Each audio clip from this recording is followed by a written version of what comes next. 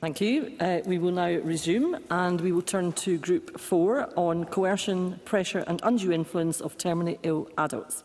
I call Amendment 144 in the name of Michael Mara, grouped with amendments as shown in the groupings. I draw members to the procedural information relating to these amendments as set out in the groupings, and I call on Michael Mara to move Amendment 144 and to speak to other members of the group. Mr Mara. Thank you, Presiding Officer. I move the amendment in my name. The amendments in this group are principally aimed at the prevention of circumstances where vulnerable individuals are coerced into giving up their own lives. I believe that this has become a growing concern among members, backed by testimony and evidence from external sources in the passage of this bill. And I do believe this is a vulnerability that's inherent in the opening up of state-facilitated death. It is this area of risk that has led me to my opposition of the bill, having entered Parliament in 2021 undecided on the issue. I have come to the conclusion that in a society as unequal as ours, as discriminatory as ours and as sexist as ours, that coercion is a risk beyond effective mitigation. A Scot can be persuaded they are a burden by one individual in their own home, or persuaded by all 5.5 million of us across their own country. The feeling of being a burden financially, practically, emotionally on those they love or for the community they live in may bring people to the lonely conclusion that their best choice is ending their life. Those pressures clearly fall more heavily on the poor, the disabled and the vulnerable. The amendments in the group seek to give protections against something which can be so insidious that it is extremely difficult to either detect or to prove. And I fear that where some of the amendments, the past parliamentarians and the wider public would have a false sense of security, which the words in this legislation would fail to provide in any real sense. Please, Mr Mason. John Mason. Giving way. I mean, does he think that if somebody had been coerced, however subtly, into saying that they wanted to finish their own life, would they not also make a declaration that it was voluntary? Michael Mara. I think that there's a distinct possibility, Mr Mason. I'll come on to my own amendment directly. In short, I am less convinced of it than at the time that I lodged it. So I do feel that Mr Mason's contention is consistent with more and more of the evidence that I have heard and seen. Defining coercion and internal pressure is difficult enough. Proving it is another matter entirely. But by no means does it suggest that it does not exist. And just last week, I hosted Dr Annie Donaldson in Parliament. She's an expert in domestic abuse and coercive control with decades of experience here in Scotland. Dr Donaldson has caused me to reconsider my own view of the possibility of improvements, and including my own amendment.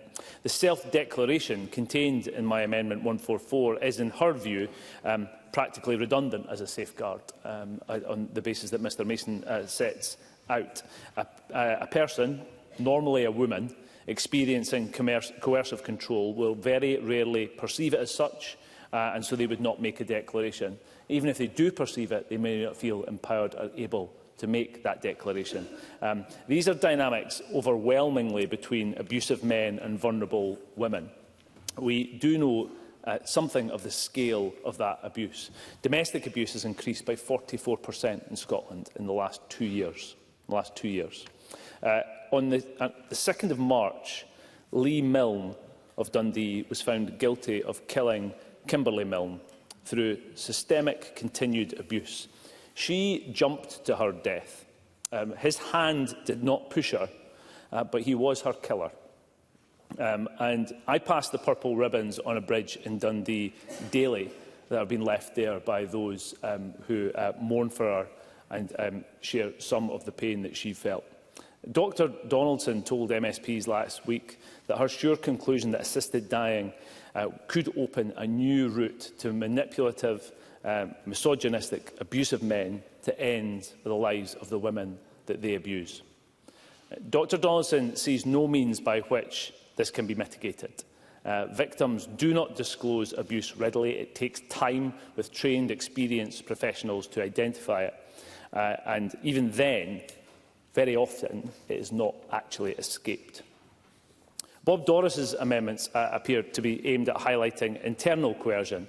Unfortunately, I believe that the evidence I have seen renders these amendments functionally redundant, as internal coercion and indirect pressures are virtually impossible to identify, much less prove.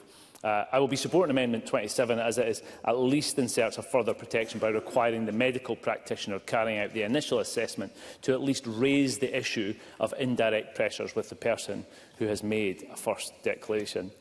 Similarly, I recognise that Brian Whittle's amendments are aimed at strengthening protections against coercion, but again, the chances of an independent assessor being able to accurately assess whether or not a person is being coerced are incredibly slim.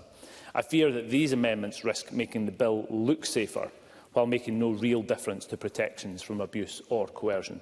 I believe Paul O'Kane's amendments are also very well intentioned, but given the difficulties in detecting, proving and training professionals to detect coercion, I will not be supporting them, with the exception of Amendment 319, which strengthens safeguards by ensuring the registered medical practitioner's statement covers the full set of safeguards listed in Section 7 of the bill. Jeremy Balfour's amendments require a registered medical practitioner to record in writing that the person's request to end their life comes solely as a result of a terminal illness and not due to disability, mental distress, financial pressure and so on.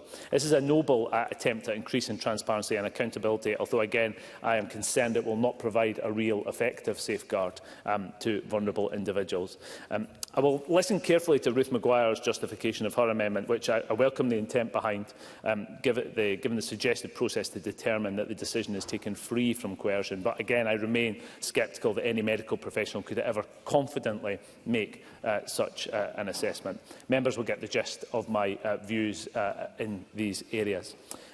Further in this group, I am deeply concerned by Liam MacArthur's Amendment 50, which reduces the custodial sentence for coercing or pressuring someone into assisted dying from 2 years to 12 months. I cannot think of what possible justification there is for this. What possible justification? I will listen to whatever justification is given and reflect on this in closing. Surely we cannot countenance sending a signal to abusers that this is not a very, very incredibly serious crime for which they will face grave consequences. Liam MacArthur's Amendment 51 increases the fine which can be levied for coercion. It's unclear how these two amendments are meant to interact. Would Parliament not be sending a clear signal to the legal profession that a fine was the more appropriate punishment for such a terrible crime? Well, if so, that is entirely the wrong message to send. I will listen to the justification and the debate with interest, Presiding Officer, and I do move the amendment in my name. Thank you, Mr Mara. I now call Paul O'Kane to speak to Amendment 151 and other amendments in the group. Mr O'Kane. Thank you very much, Deputy Presiding Officer. And I would reflect on much of what my colleague Michael Mara has outlined in terms of the challenge in this bill around coercion and the need to try and deal with coercion at this late stage in the process, because it is for many colleagues across the chamber a significant hole within the bill that coercion and the potential for coercion has not been appropriately addressed throughout the process. The amendments that I have brought in this regard seeks to strengthen safeguards to ensure that declarations under the bill are genuinely voluntary. Indeed, requiring that practitioners be satisfied that a declaration has been made without coercion or undue influence, because currently the bill does not specify how coercion should be identified, nor does it ensure that practitioners have training to access relevant expertise in coercion, which I will come to in subsequent amendments in the next group. So my amendment requires practitioners to take all reasonable steps to detect coercion, pressure or undue influence, including private assessment, consideration of social and caregiving circumstances, and, where appropriate, consultation with safeguarding experts. It also requires that practitioners receive training on identifying coercion, undue influence and coercive control, including in context of dependency arising from illness, disability, age or social care need.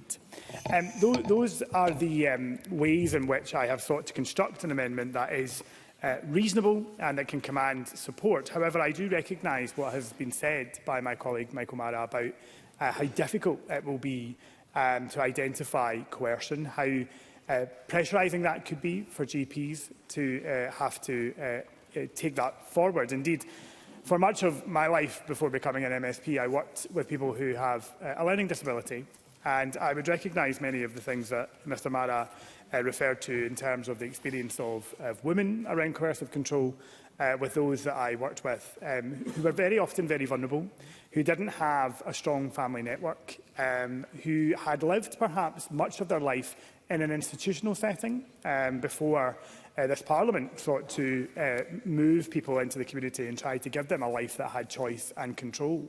But many of those people had become vulnerable through the institutionalising of the way that they lived their lives.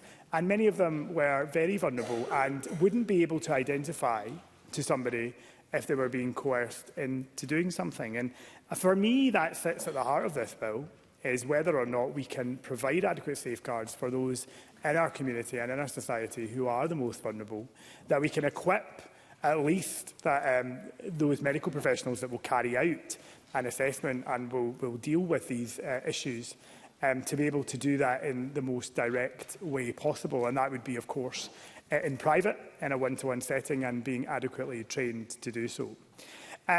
I would put on record at this point the interaction I've had with the social work profession on many of these issues that are contained within this group. I declare an interest, of course, as someone who is married to a registered social worker. But it is clear that the social work profession are rejecting this bill not because of the issue at hand, where they have a neutral position, because social workers will take different views on whether to support assisted dying or not. But fundamentally what they have pointed out is the concern that we appear to be forgetting about the important role that social work processes play in identifying coercion, coercive control, abuse and all of the issues that I have outlined this evening. And having met with both Social Work Scotland and SASWA, they are clear that they are very concerned about the lack of regard that has been given in the bill to existing adult support and protection processes, or indeed to try and create new processes. And I acknowledge the amendments of Brian Whittle and others in this space of trying to sustain and provide for those social work processes to be followed. So I think we do have to take very clear cognizance that this bill may not be able to square the circle that has been proposed to us tonight about coercion, about ensuring that it has robust enough safeguards to protect those vulnerable in society. And I think if social work professionals, who very often are tasked with the most difficult decisions in our society, about children and young people, about older people, about people who have a disability, who are experts in their field, who have trained, who know their communities, who know these people, who know about all of the risks that exist in that space and how to identify them, if they are saying that they don't have confidence in this bill, then we have to really sit up and take notice. And I'll take Audrey Nicholl.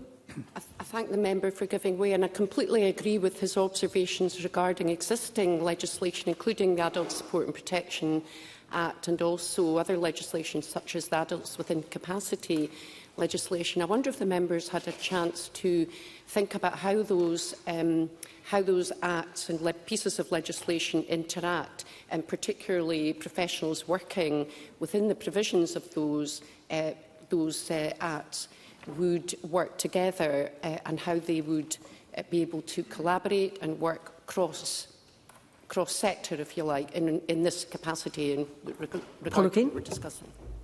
Ms Nicholl makes a very important point and a very good point, and she recognises the multidisciplinary nature of how we approach these things in Scotland at the moment. So where there is adult protection investigations, where there are child protection investigations, that is governed by a multidisciplinary approach, which would involve social work and health, police, education, those who have a relevant interest in that person.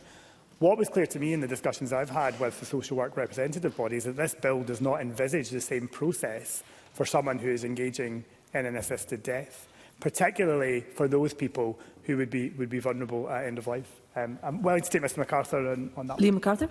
Can I thank Paul Kane for taking the intervention? Well, will he recognise that amendments introduced at stage 2 do ensure now that coordinating medical professionals, indeed independent medical professionals, can consult social work, social care and other relevant professionals, seeking an input where that's appropriate?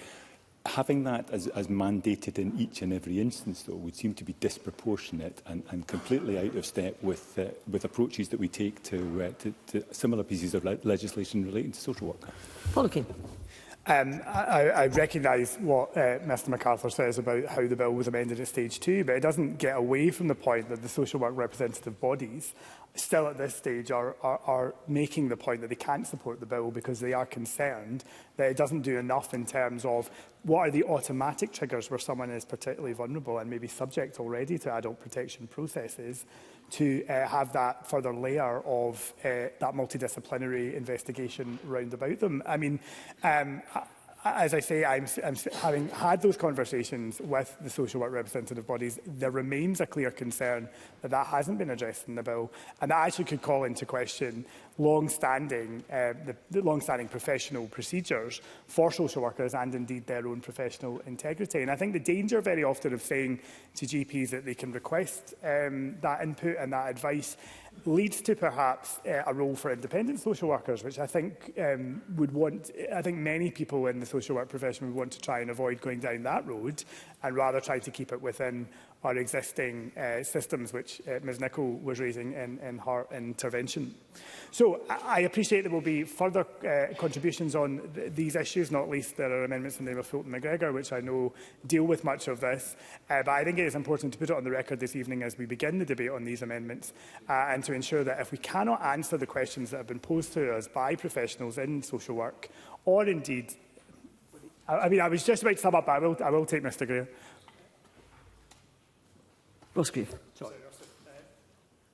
Thank you. Just very briefly, I have a lot of sympathy with Paul Kane's 151 and the consequences that come from it in particular. I just wanted to ask him briefly about 172A, the provision to conduct at least one assessment meeting with the person alone and in private. In practice, how would he envisage that taking place where people have particular communication needs, such as BSL users, for example? I understand his intention behind it. I'm trying to understand how that could practically take place, where there are some individuals who it's hard to envisage any circumstance where they wouldn't require another individual to be with them to advocate on their behalf or communicate for them or with them. Paul Kane.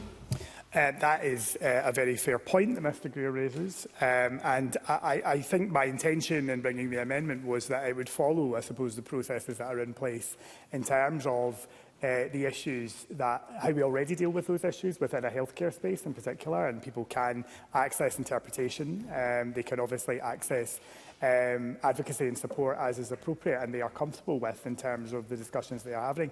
I think clearly what happens is those people are independent usually. Of course, the other point that goes back to the point about social work is that a multidisciplinary team will act in the interest of the individual in terms of ensuring that their rights are upheld and that they have that independent support if they require it when they go to see their GP or whoever it is in whatever context.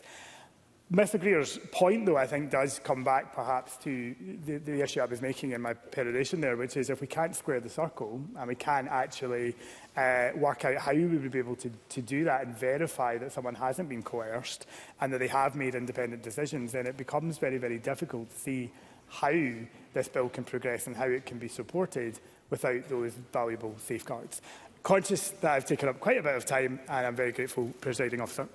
Thank you, Mr Kane. I now call Bob Doris to speak to Amendment 24 and other amendments in the group. Mr Doris. Thank you, Presiding Officer. Whilst I have many amendments in this group, I want to focus on amendments 27, 160 and 33. I will not wish to see those three amendments lost in amongst the various other amendments in my name, which I will come to later. Amendment 27 requires an assessing doctor to inquire about and take account of indirect pressures and whether such pressures are unduly limiting someone's ability to choose freely. This is surely fundamental to striking a balance within assisted dying legislation, notwithstanding the challenges in doing so that Mr Mara has outlined during his contribution. We know that all sorts of factors may affect a person's ability to decide freely to seek an assisted death.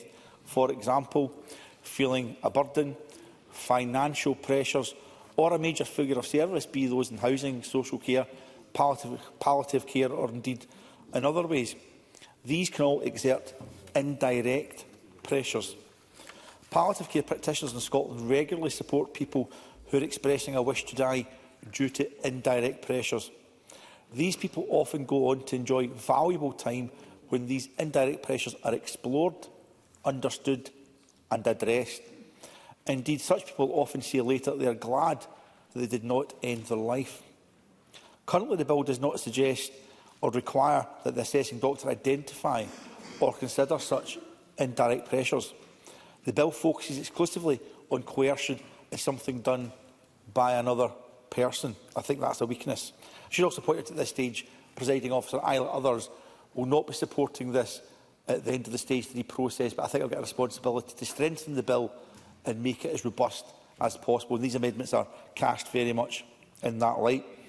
I suspect many of us know from experience, be that personal experience with family and friends, or indeed through our constituency casework, the impact that financial distress can cause, the challenges that inadequate care packages place on a person or their family. I think Pam Duncan-Glancy gave reference to that earlier. The profound impact that a lack of access to appropriate symptom management or palliative care can have on a person's lived experience and the perception of their quality of life.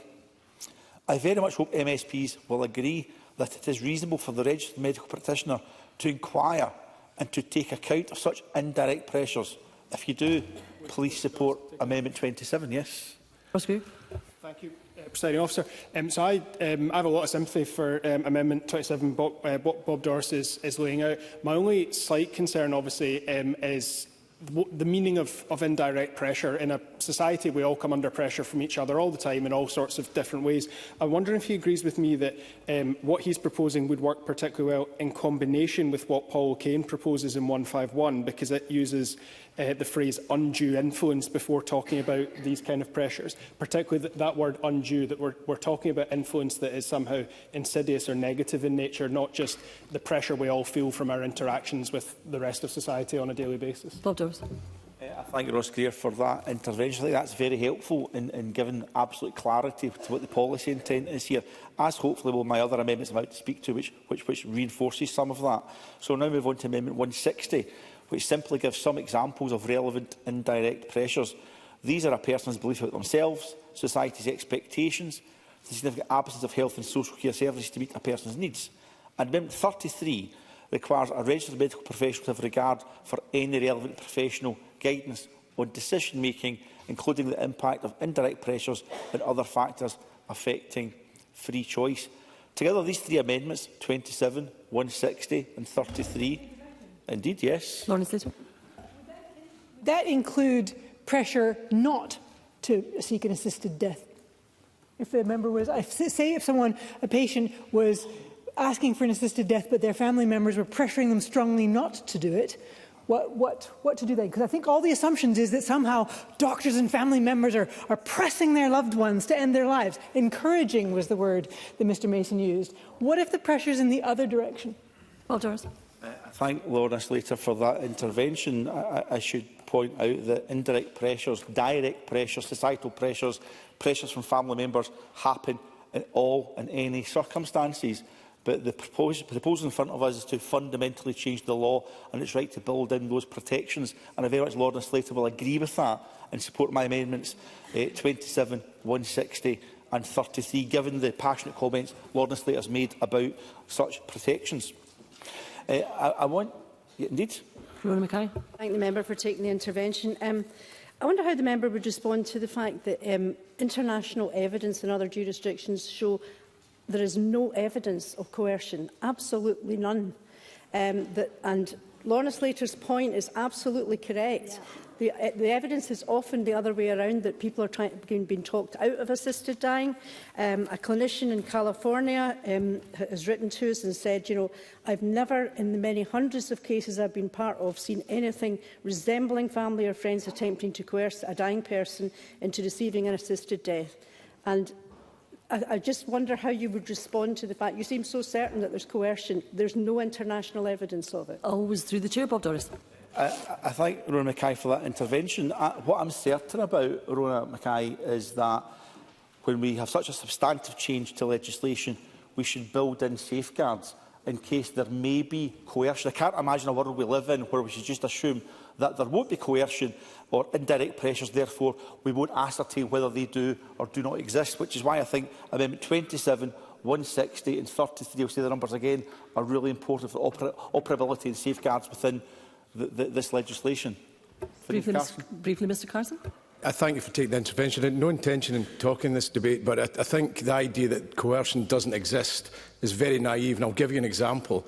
I'll remember the day, to the day I die, sitting along with my mother and a consultant, and she was waiting to get her treatment for cancer. And the consultant very flippantly said, "I presume it'll be DNR," in a way that suggested to my mother, as he was the expert, that he was recommending that she would sign up to Do Not Resuscitate. That was the first she heard of it, and that was coercion, because he gave her the opinion that it was his suggestion that she should sign up for Do Not Resuscitate. And that's the reason I can't support this bill, because it will happen, and it will happen regularly. Bob Doris. Finlay Carson for the intervention. I think the Finlay Carson position, the Rory Mackay's position, can both be encompassed by support in Amendment 27, 160 and 33, because they are the scaffolding to make sure that we put in safeguards as far as we can in a proportionate way in this legislation. And if coercion doesn't exist, as Rory Mackay suggests, then let's put in the safeguards anyway. And if it does exist, then let's make sure we absolutely get them in. I think both interventions highlight the need to support all three amendments. Finally, I have a swathe of amendments in this group which seek to amend references to coercion. The repeated mentions in the bill of coerced or pressurised by any other person. However, there is concern that coercion in other forums, such as we've discussed, and this links back to indirect pressures, may not be fully recognised using the current terminology. Therefore, amendments, I'll just list through them, I won't speak to each individual one, you'll be relieved here, Presiding Officer, 24, 25, 35, 36, 41, 76, 77, 80, 82 and 84. They all simply, each time coerced or pressurised by any other person is mentioned in the bill, deletes by any other person to reflect that not all pressures arise from other people.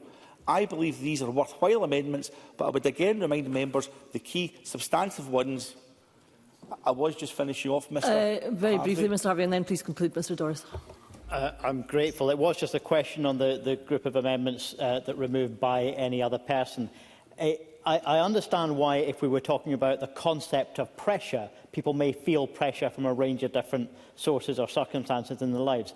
But the legislation at the moment talks about being pressured or coerced. Surely the use of those words implies intentionality. And if not by a person, then by whom? Bob Doris. Mr. Harvey, I appreciate the intervention. I think we've actually discussed that in quite great detail under indirect pressures within speaking to my earlier amendments. I think that case has been made. I just think it adds something to the bill to move by any other person. Nothing is lost, and I think it's beneficial. But more importantly, Mr. Harvey, I think the core of my amendments here are 27, 160 and 33, which I think are important safeguards. As deficient as they may be, as Mr. Mara pointed out, it's important to put something in to offer some form of protection. Thank you, Mr. Doris. I now call Brian Whittle to speak to Amendment 174 and other amendments in the group. Mr. Whittle. Thank you very much, Deputy Presiding Officer. I know we're nearly 5 hours in, but it's my first opportunity to say to my friend and colleague Liam MacArthur, I really appreciate the way in which he's taken this bill through Parliament and the way in which he's interacted with all of his colleagues and MSPs, and where that we all took legislation through this Parliament in that light. I think the place would be a better place indeed. And I'd also like to thank my colleagues in the Health and Sport Committee for the way in which we have managed to work together. And I think what we're talking about today, coercion, is something that we have the advanced knowledge has, given that we have rehearsed this particular issue in committee, both in developing a report and at stage 2. I was listening to Michael Mara and to Paula Kane there around the issues of GPs and their potential to spot coercion. I think GPs already are trained to spot coercion, as are social workers. And it just occurs to me that one of the things out the back of this particular bill is that whatever happens, whether it passes or not, it does shine a light in many other aspects of healthcare. And I think one of the things that worries me around the coercion, it might be that GPs are already trained to spot coercion, but it used to be that the GP-patient relationship was enduring and they knew each other well. I think that's becoming increasingly rare. I think the same can be said for social work. One of the things that Lorna Slater raised the point around coercion in terms of which way it's not all about coercion to take part. There is also coercion not to take part. and I think that that's where my amendments sit. My concern was that an individual who potentially has a moral or personal reason to oppose a decision of a person who has made an assisted dying declaration could use that system, of the court system or the police system, to delay a process through a protracted investigation resulting from the allegation of coercion. What the amendments do, 174, 187, 189, 198 and 209, creates a mechanism for review, and independent of medical professionals, for use in case where people who are close to the patient, be that family, named friends or carers, suspect coercion. And the reason I picked this 10-day, it's modelled on an independent assessment, a similar model for organ donation. 182 reports, which are referred to in the medical profession or police where appropriate. 305 gives ministers the flexible powers to bring forward in the model. And it will only be triggered, these would only be triggered when those close to the patient express that concern. I think the 10-day reporting time is an effort. It's not to prolong the suffering of a person wishing to access assisted dying. I have to say I did ask both the member responsible for the bill and the Scottish Government to make suggestions on how to address my concerns in this area at stage 2, and I'm yet to have those concerns alleviated. I would point out that in later amendments I will be discussing advanced directives. I think that is a direct link into how we potentially could tackle the issue of coercion at that point when we get into that.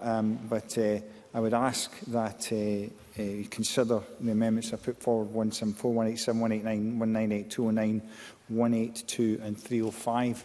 And what I'm trying to do is tighten up the rules around coercion. Deputy Presiding Officer. Thank you, Mr Whittle. I now call Jeremy Balfour to speak to Amendment 177 and other amendments of the group. Mr Balfour. Thank you, Deputy Presiding Officer. I want to speak to Amendments 177 and 180 in my name.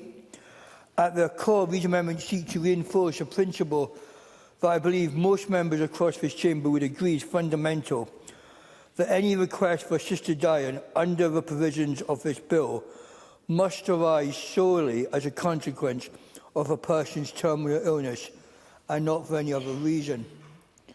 The bill has consistently been presented to Parliament and to the public as legislation that is limited in its scope. We've heard even amendments today to limit that more. It's been described as applying only to competent adults who are terminally ill and whose suffering arises from that condition. If that is indeed the intention of the bill, then I believe it is entirely reasonable for the legislation to say so, and say so explicitly. If it says it on the tin, then that's what's in the tin. And this is what these amendments seek to do. They ensure that a request for assisted dying must be made solely as a result of the individual's terminal illness itself, rather than a consequence of the pressures or circumstances that may arise at the end of their life. We know that for the final stages of life can be extraordinarily hard for many people. Individuals who are terminally ill may experience not only physical suffering, but a range of emotional, social and practical pressures. They may fear becoming a burden to those they love. They may worry about the emotional strain placed on family members. They may feel isolated or dependent in ways that they have never experienced before. They might even feel that their continued care places demands on an already stretched services or resources. Interestingly, about 2.5 years ago, my father had terminal cancer, and he never required any practical help throughout his life.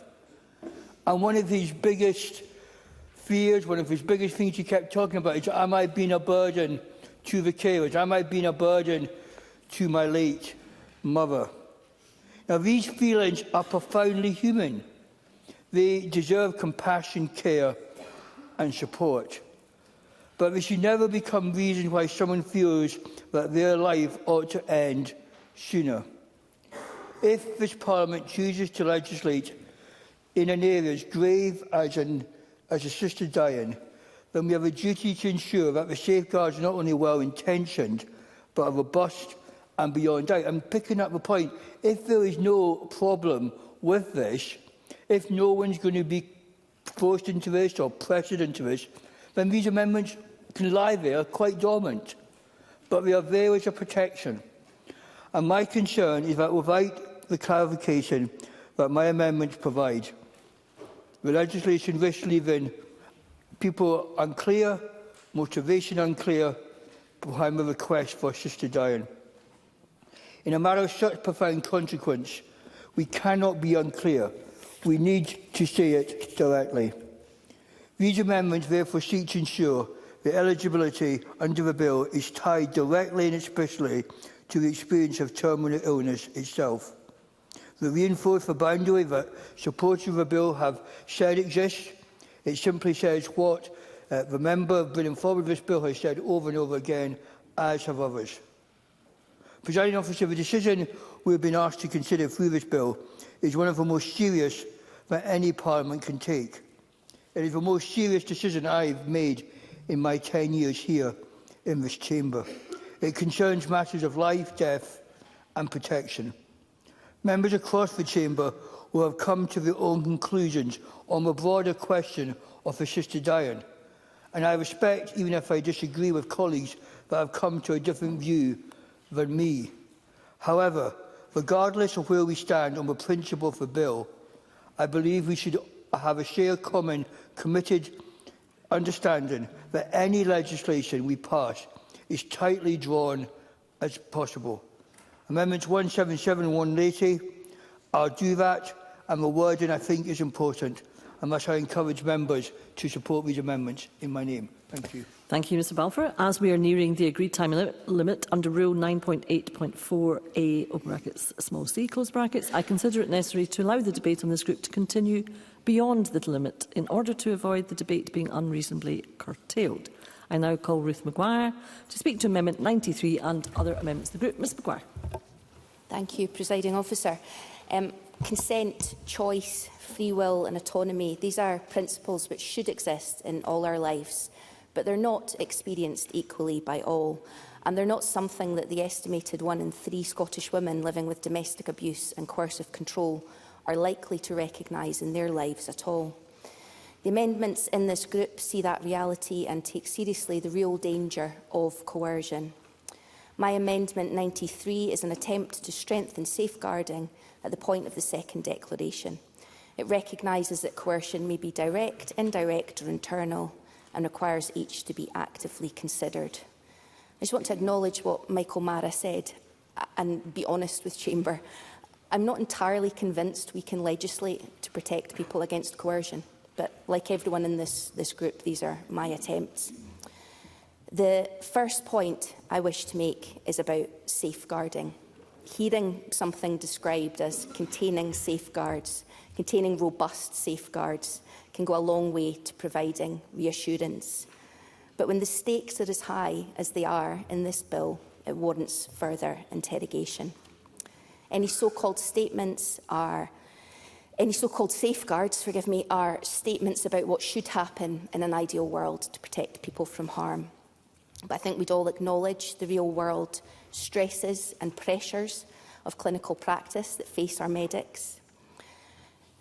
Members will understand the impact of a terminal illness diagnosis, and the family dynamics all around that are not always ideal. This Parliament brought forward groundbreaking domestic abuse legislation and is well versed in the complexities around coercion and patterns of behaviour that make it so. And given that, everyone in this chamber should understand 3 things very clearly. Just how far from operating in an ideal world a woman being coercively controlled by her partner is. The challenge in gathering evidence of coercion, even for experts. And therefore, just how limited any safeguards put in place can be for these women. Now, we know women being abused by their partners are at serious risk of being killed and of dying by suicide as a result of domestic abuse. Michael Mara mentioned Kimberly Milne from Dundee. We also know that domestic abuse does not end with a diagnosis of illness or with disability or with older age. Those intending to vote for this bill should be very, very clear about what level of risk they're willing to accept to meet the aim of legislating to allow some to end their life early. I'm not confident that we can prevent coercion even if all the amendments in this section pass. And that's not about putting it in the too difficult pile. There's nothing that we should ever put in the too difficult pile. But sometimes there are things that should be in the too dangerous pile. I strongly agree with experts Dr Annie Donaldson and Isabel Kerr. The truth is that for some women, the danger that this legislation becomes another lethal tool to be wielded by an abusive partner is real. The deadly consequences for those women would be final, and that's not a risk that I'd be willing to take, Presiding Officer. Thank you, Ms Maguire. I now call Liam MacArthur to speak to Amendment 50 and other amendments of the group. Mr MacArthur. Thank you, Presiding Officer. Michael Mara's Amendment 144 seems in the first part to broadly replicate what is already set out in Schedule 1 of the bill as introduced by Section 4 regarding first declarations. In terms of the second part, relating to a person indicating that making the declaration is not influenced by unmet palliative care, social care, housing, financial or caregiving needs, I'm not convinced that adds anything meaningful to the process already required. As a person's decision to seek assistance is voluntary and free from coercion must be ascertained by the assessing doctors through detailed conversations in the assessment stages. The assessing doctors cannot grant eligibility to continue the application under the bill unless they are satisfied of these factors. Making a statement to this effect in the first declaration is not necessary and adds no benefit of safety. Understanding of these issues requires detailed conversation and exploration with a trained professional, for which the bill and regulations will provide through the assessing doctors and, where appropriate, other medical and relevant professionals. Requiring a statement detailing what might be influencing a person's decision is also not useful and risks policing later open and honest conversations between doctor and patient. As I've said in previous groups, people's motivations and choices at the end of life are complex and multifaceted. A list of concerns that a person is apparently not allowed to have may dissuade them honestly sharing and addressing their concerns. If they feel there's a risk, it may make them ineligible for an assisted death. And I'll take an intervention. Very grateful to MacArthur for giving way. Would he accept, though, that the doctor-patient relationship over the last sort of few decades has changed significantly, and what you're talking about there is that doctor-patient relationship that has evolved over time? The doctor knows the patient. It's much rarer these days, so it will be much harder for that doctor to assess coercion. Liam MacArthur. I understand the concern that Brian Whittle is raising. I think because of the processes that are put in place here, there are safeguards that would require, where there is felt to be an inadequate understanding of the broader context that the individual patient has, to be explored further. And in a sense, this process puts in place safeguards that I think are not there at present, where the vulnerabilities of individuals are not picked up. Regarding Mr Mara's Amendment 181, Stage 1 evidence brought out clearly that doctors are well trained and capable of making capacity and coercion assessments. The process already requires 2 doctors to make these assessments independently of each other and with reference to the relevant medical experts and other professionals, if and where appropriate. Only if both doctors are satisfied that all criteria are met can a person move to a second declaration. Introducing another layer in the form of a panel of experts at that stage would simply add another hurdle for the sake of it, rather than because it provides a safeguard to addressing a risk. Paul O'Kane's Amendments 151, 152, 158, 172, 175, 178, 315 and 320. Briefly, Michael Mara. Michael Mara. I appreciate the member giving way. Does he not recognise, or what would he say to Dr Annie Donaldson, given her evidence given to MSPs in the last week, that actually you require an ongoing relationship with an individual to best understand whether they have been the victim of coercion or abuse, and that a 20-minute conversation, perhaps even conducted, I think, as the bill is drafted online via a Zoom call, is not a sufficient means of understanding that individual and determining whether they are facing the circumstances described. Liam MacArthur. What I would say is that the protections that are in place at the moment are largely non-existent in terms of individuals accessing particular treatments. And I think from the example that Michael Mara himself quoted, we're seeing the consequences of that. What this puts in place is a process that's robustly safeguarded, which access to other individuals beyond the coordinating medical professional or independent medical professional, drawing on the expertise of social work, social care and other relevant medical experts to fully assess both the terminal illness, the capacity and whether or not there is any signs of pressure or coercion. Turning to Paula Kane's amendments, they seek to replace the assessment made by the assessing doctors and relevant statements in relation to coercion and pressure with a wider provision seeking to assess that the terminally ill adult has not made the declaration as a result of undue influence, whether explicit or implicit, including pressure arising from dependency, family or caring responsibilities, financial circumstances, care arrangements or a perceived burden on others. Again, I don't believe such amendments are necessary as was clearly evidenced during stage 1. Medical professionals have an understanding, awareness and experience of detecting coercion. Guidance and training already exists in this area and will be updated as appropriate should this bill be passed.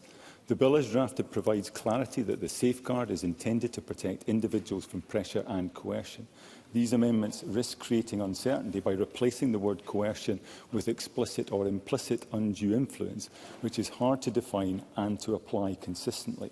As was debated at length at stage 2, there are also risks from seeking to put on the face of the bill ever more detail about what constitutes coercion, rather than ensure that such assessments are always made in line with the relevant, up-to-date guidance. Confusion and inconsistency will only increase risk and reduce safeguards, something I know from my conversations with Mr O'Kane he would wish to avoid. With regard to Amendments 24, 25, 27, 33, 35, 36, 41, 76, 77, 80, 82, 84 and 160, all lodged by Bob Doris, it's important that the bill provides appropriate and proportionate safeguards, whilst also allowing those who wish to have assistance to be able to access it in a reasonable time frame and appropriate framework. It's fundamental that a terminally ill adult makes the choice about requesting assistance themselves without coercion or pressure by another person. The bill is expressly premised on the act being voluntary for the person seeking assisted dying. Both doctors and the professional providing the substance at later stages in the process must, amongst other things, be satisfied that the person is making the decision of their own free, settled will without being coerced or being pressured, not forced or be subject to psychological and/or moral pressure. The bill further contains a specific offence of coercion, which is punishable to a person. This is intentional and aligns with the bill's construction that coercion is an act done by one person to another, consistent with established principles of the Scots law. Of course, this would not... I'll take an intervention from Audrey Nicholl. Audrey Nicholl. Thank the member for giving way.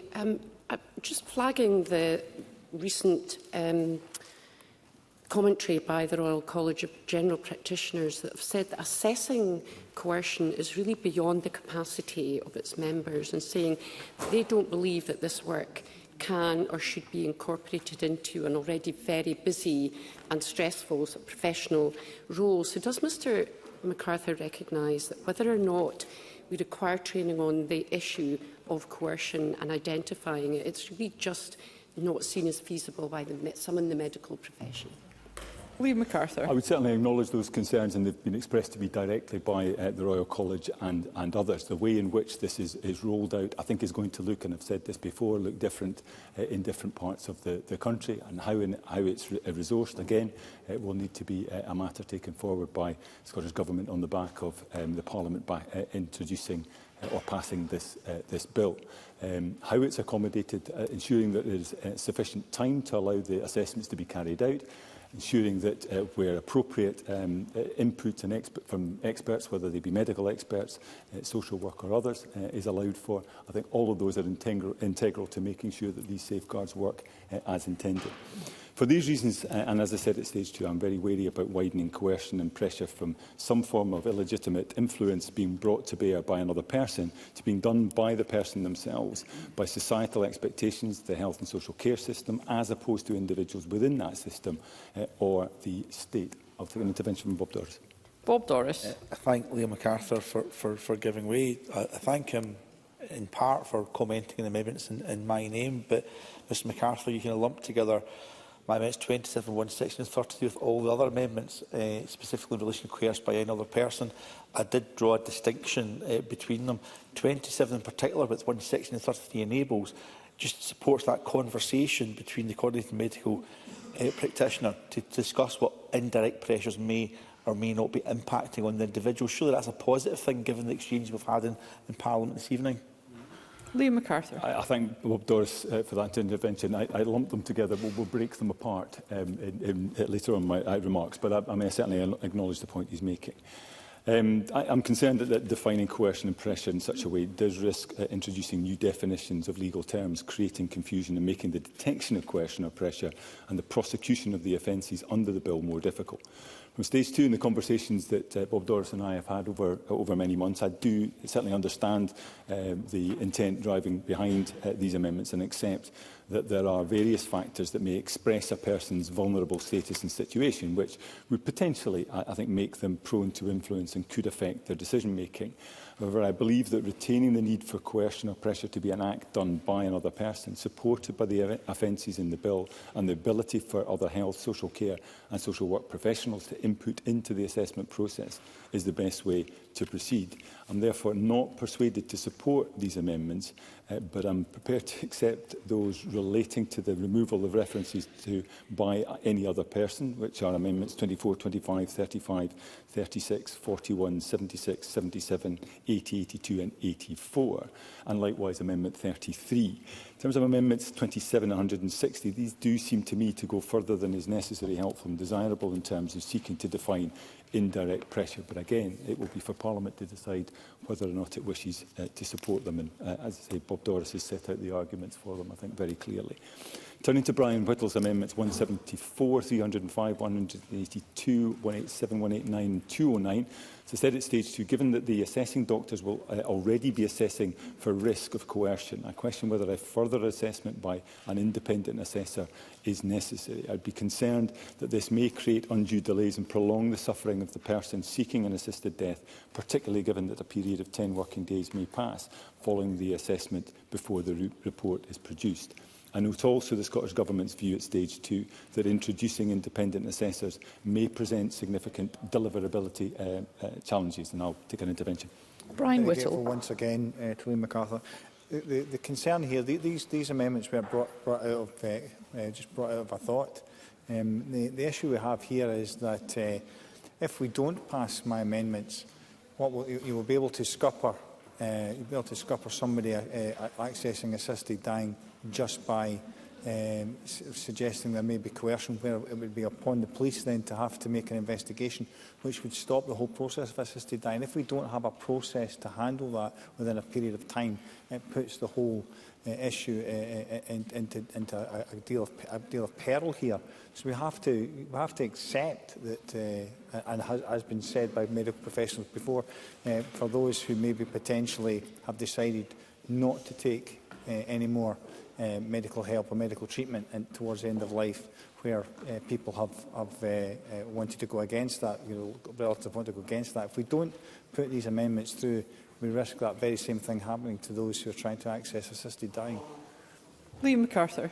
I accept the argument that Brian Whittle is making. It's a discussion we've had both at stage 2 and in the months intervening. I don't accept that the process at the moment doesn't provide a way of dealing with the concerns that he's raised. As I say, I don't ignore them at all, but I don't believe that introducing an assessor would be a proportionate way in addressing those concerns, and as such I'm not inclined to support them. Very, very briefly. I am very conscious that obviously members at large have concerns about coercion, which is why there's so many very different amendments in this area. And I know that the member has shifted on the question of, for example, the 6-month prognosis because of the pressure from colleagues. And I wonder whether there's any ground he's willing to concede here just on the whole question of coercion. Liam MacArthur.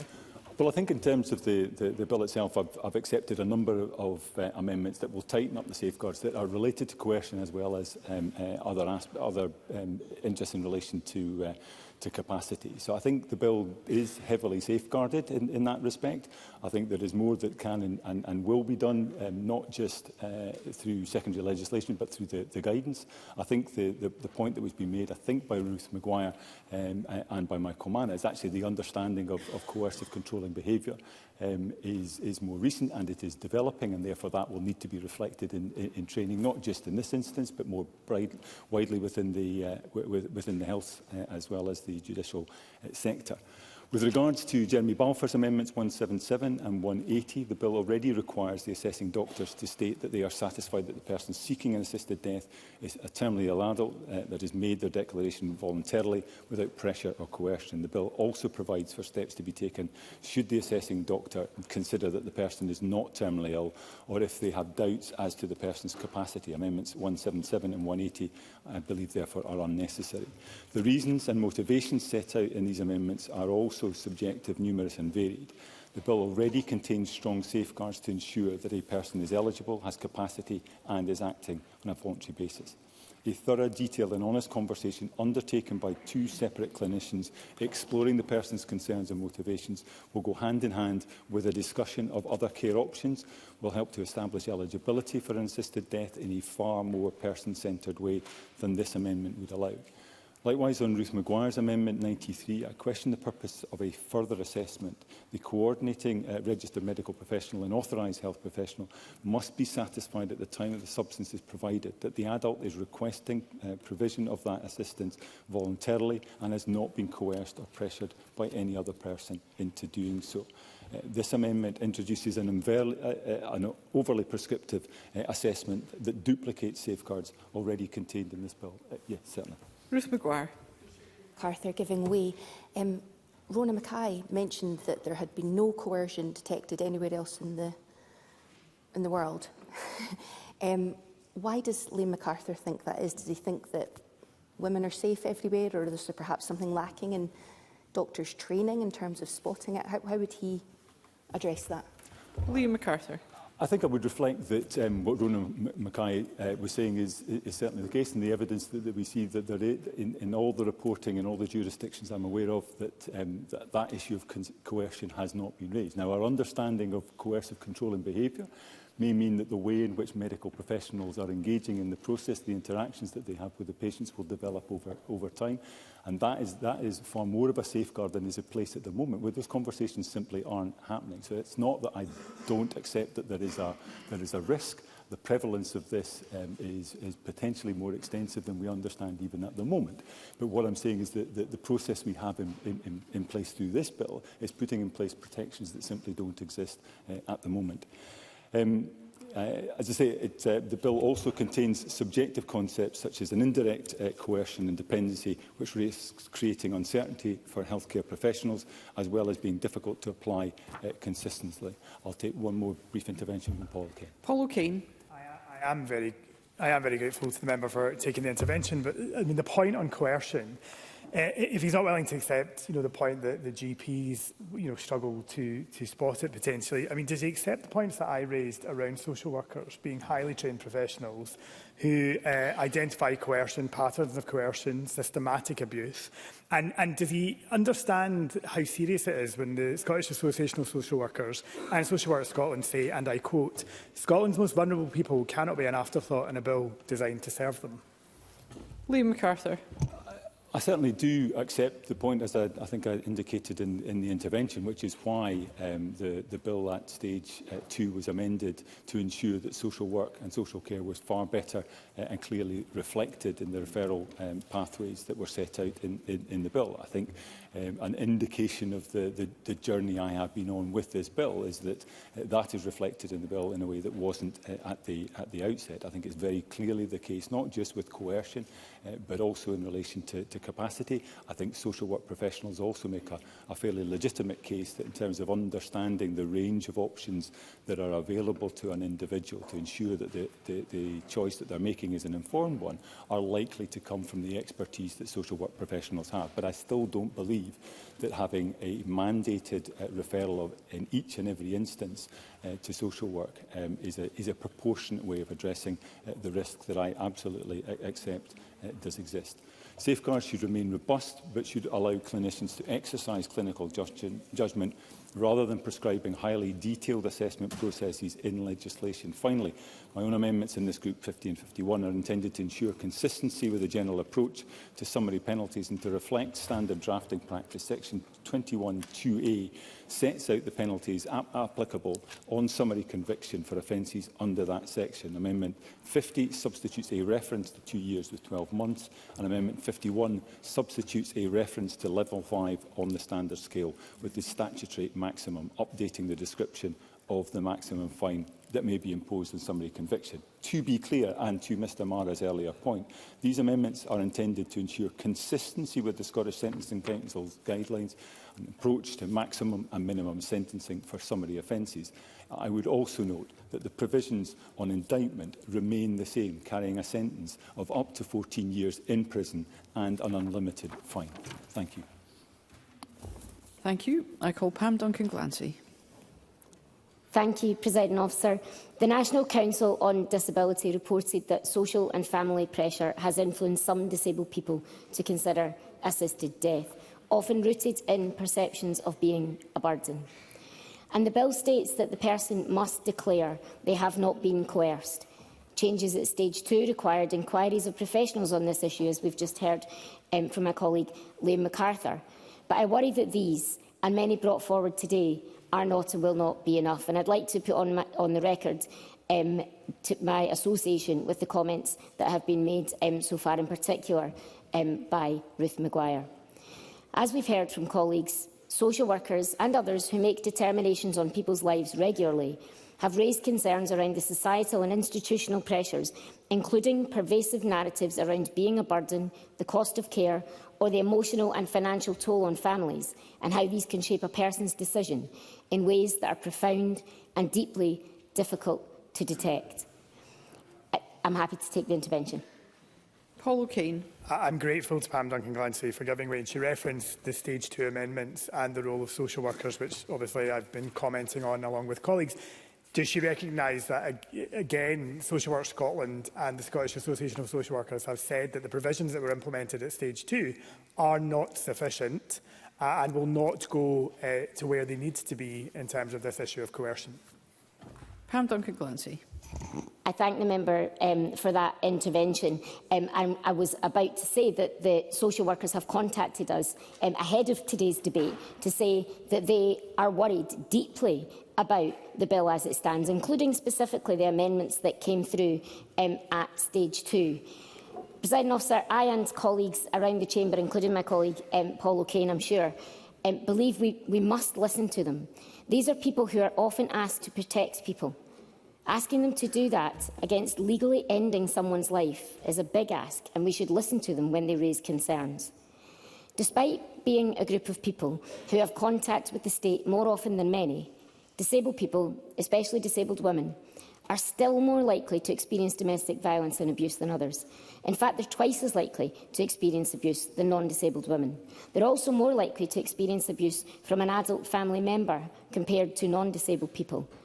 And 1 in 10 domestic violence abuse cases are perpetrated by someone with a caring responsibility. Despite being some of the most regulated people in society, and I say this not flippantly but as an example, it's difficult for a disabled person to even get on a train without having to give their full name and their phone number to check whether they've booked assistance. This is a group of people who have a lot of contact with a lot of professionals in their lives. Yet still abuse and coercion goes undetected. And this speaks to the heart of what members across the chamber, and in particular my colleague Paul O'Kane, has spoken of earlier on in relation to social workers' concerns on the bill. But there's also another angle of risk too, because it is also the case that when structural inequalities and dependency are present, as they often are in the case of people at the end of their life, or indeed for some throughout their life, no safeguards can fight the tide of internalised coercion or ableism. That kind of coercion is subtle, but it is deeply internalised and extremely difficult to detect. There are many amendments around coercion, financial abuse, encouragement to choose assisted suicide, etc. that seek to try and remove the possibility of improper motives influencing the process. But the reality is that disabled people's experience is so deeply oppressed that removing them by amending one bill is unrealistic. It would take sweeping change across all areas of public policy and all areas of life to protect disabled people from the internalised everyday ableism that they experience. The subtlety of pressure disabled people face, the subtlety of pressure that people who live with dependency, who live differently from others, stems from cultural attitudes, and we know that when it comes to people experiencing ill health or disabled people or people who have lost function in some way, these attitudes are not yet what we would all hope them to be. I see it every day. It's hard to believe that your way of life is acceptable when so many people tell you that it is not, that changes to make something accessible to you are too expensive, or that there isn't enough care funds to go around, so you should have lower expectations of the life that you want to live, or that surely a woman in your condition won't want a family. These are the very real beliefs that many disabled people face every single day. We saw this at its extreme in the pandemic, when many groups of people's lives were considered of less value and DNR orders placed on them without their consent. So scared of the value that society placed on our lives, my husband and I wrote to each other during the pandemic to say that we wanted to be resuscitated. Presiding Officer, these fears are real. Even in a highly regulated environment, as I've said, disabled people's experience of coercion and abuse goes undetected. We can't detect it now, and will be unlikely to detect it after this bill. Perhaps because of this, if you are told every day that your life is of less value, you do learn to believe it. When everything in this world says that you don't belong, you learn to believe it. You internalise it. And many people internalise the negative attitudes that people have towards them. For many reasons, people mask these feelings of inadequacy and shame that they have come to believe. It can be impossible to detect, and people often don't tell you about it. Some people don't even detect it in themselves until they see other people are living well, like they live. Presiding Officer, there are many people in Scotland who have no choice or autonomy in their own life. For some disabled people, they don't get to choose who enters their home to care for them, who helps them take their clothes on and off, or what they have for their dinner. In the absence of choice in all other aspects of life that could make assisted dying attractive. Indeed, it could be the only choice some people have. Presiding Officer, the everyday ableism, the constant barriers to life that accumulate and can make life intolerable, can encourage, indeed coerce, people to ending their life. We've seen it in other jurisdictions. We have to protect against that. But simply asking someone to say that they're exercising choice and autonomy isn't protecting against it, nor is asking a professional to make that judgment. Not only is this difficult, as we've heard across the chamber today, but many don't have the skills or indeed the time to do it.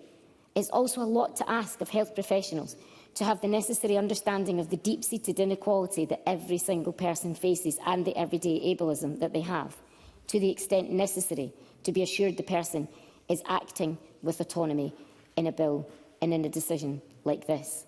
Presiding Officer, taken together, the amendments in this group reflect a genuine effort to strengthen safeguards against coercion, and I recognise that.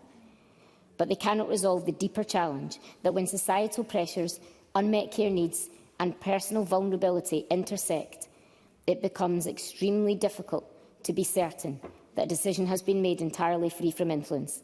And for that reason, I remain deeply concerned that no set of procedural safeguards can fully eliminate the risk of coercion in legislation of this kind.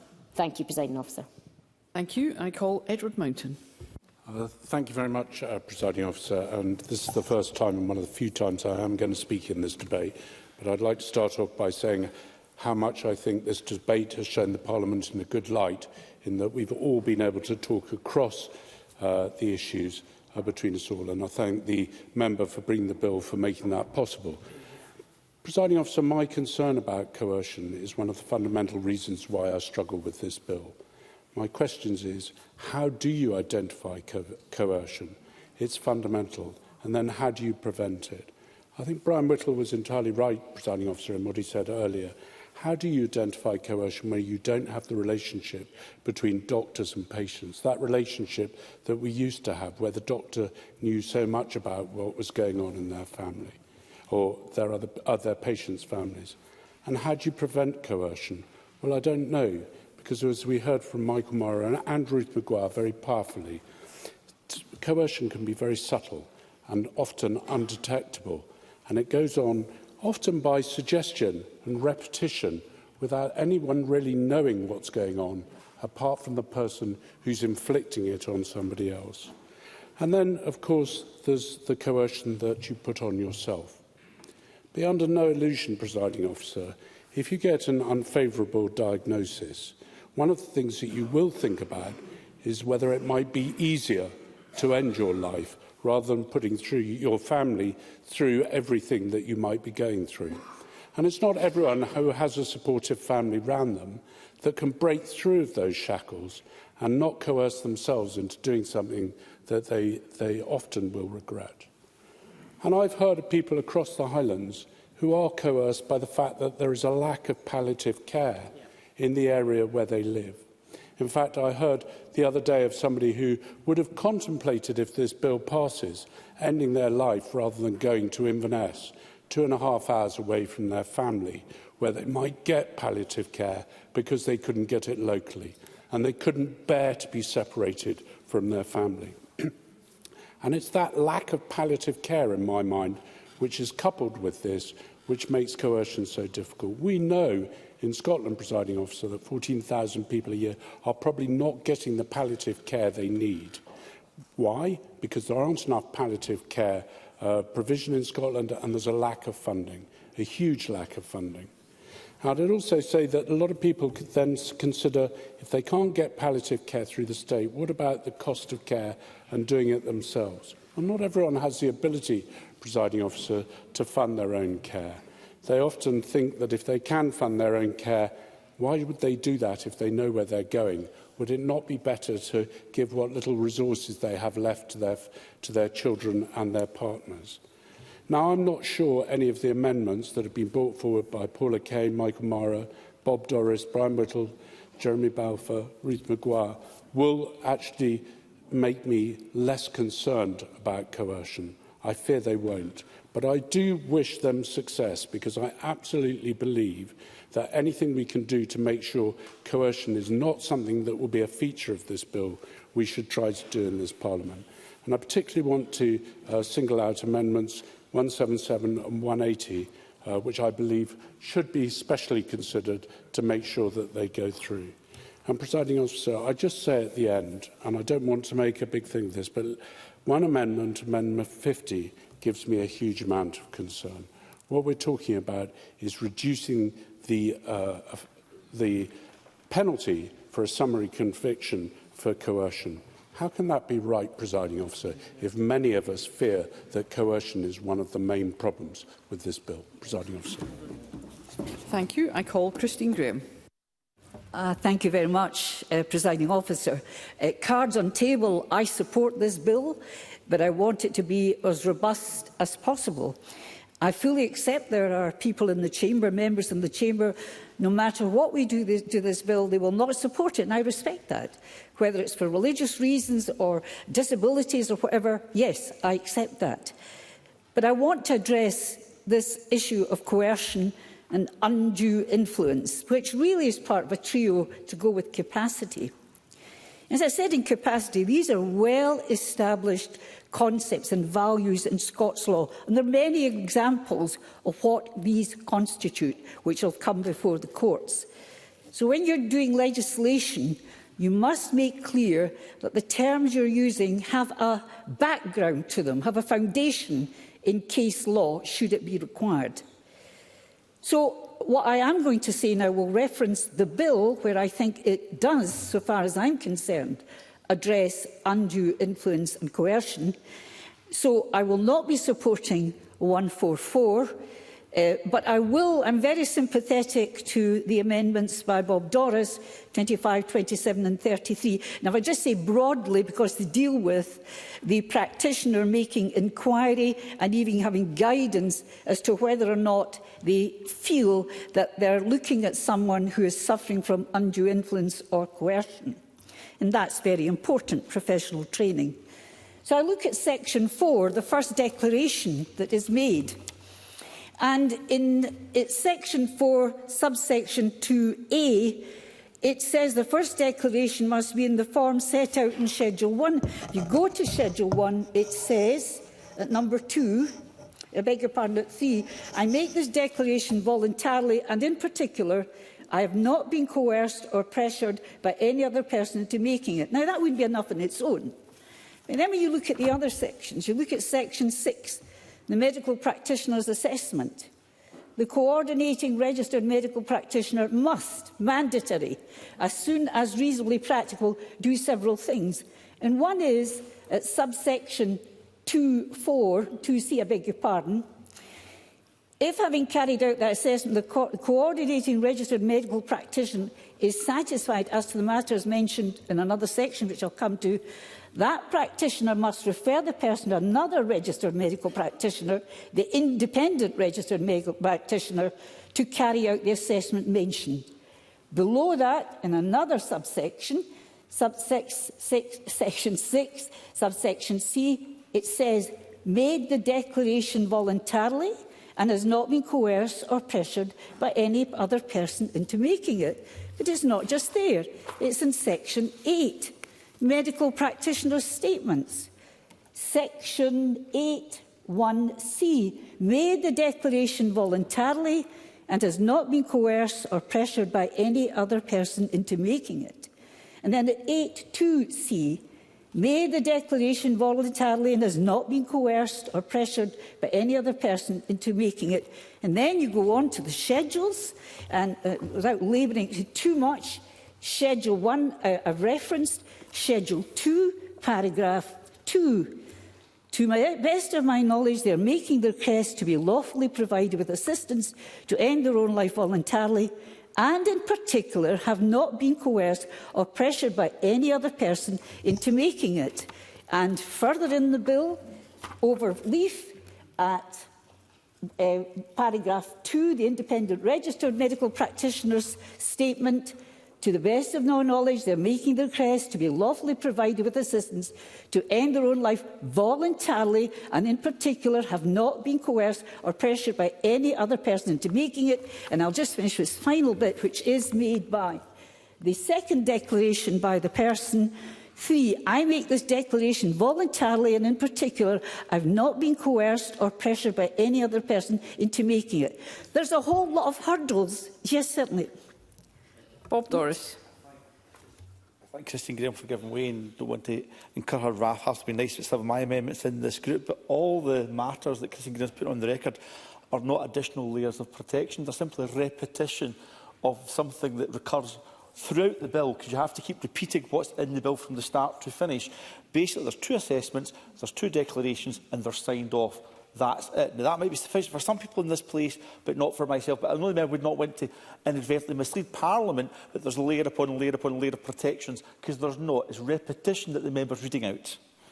Christine Graham. They're not simply repetitions, they're undertakings by medical practitioners as well as the applicant that to the best of their knowledge, they have done this voluntarily.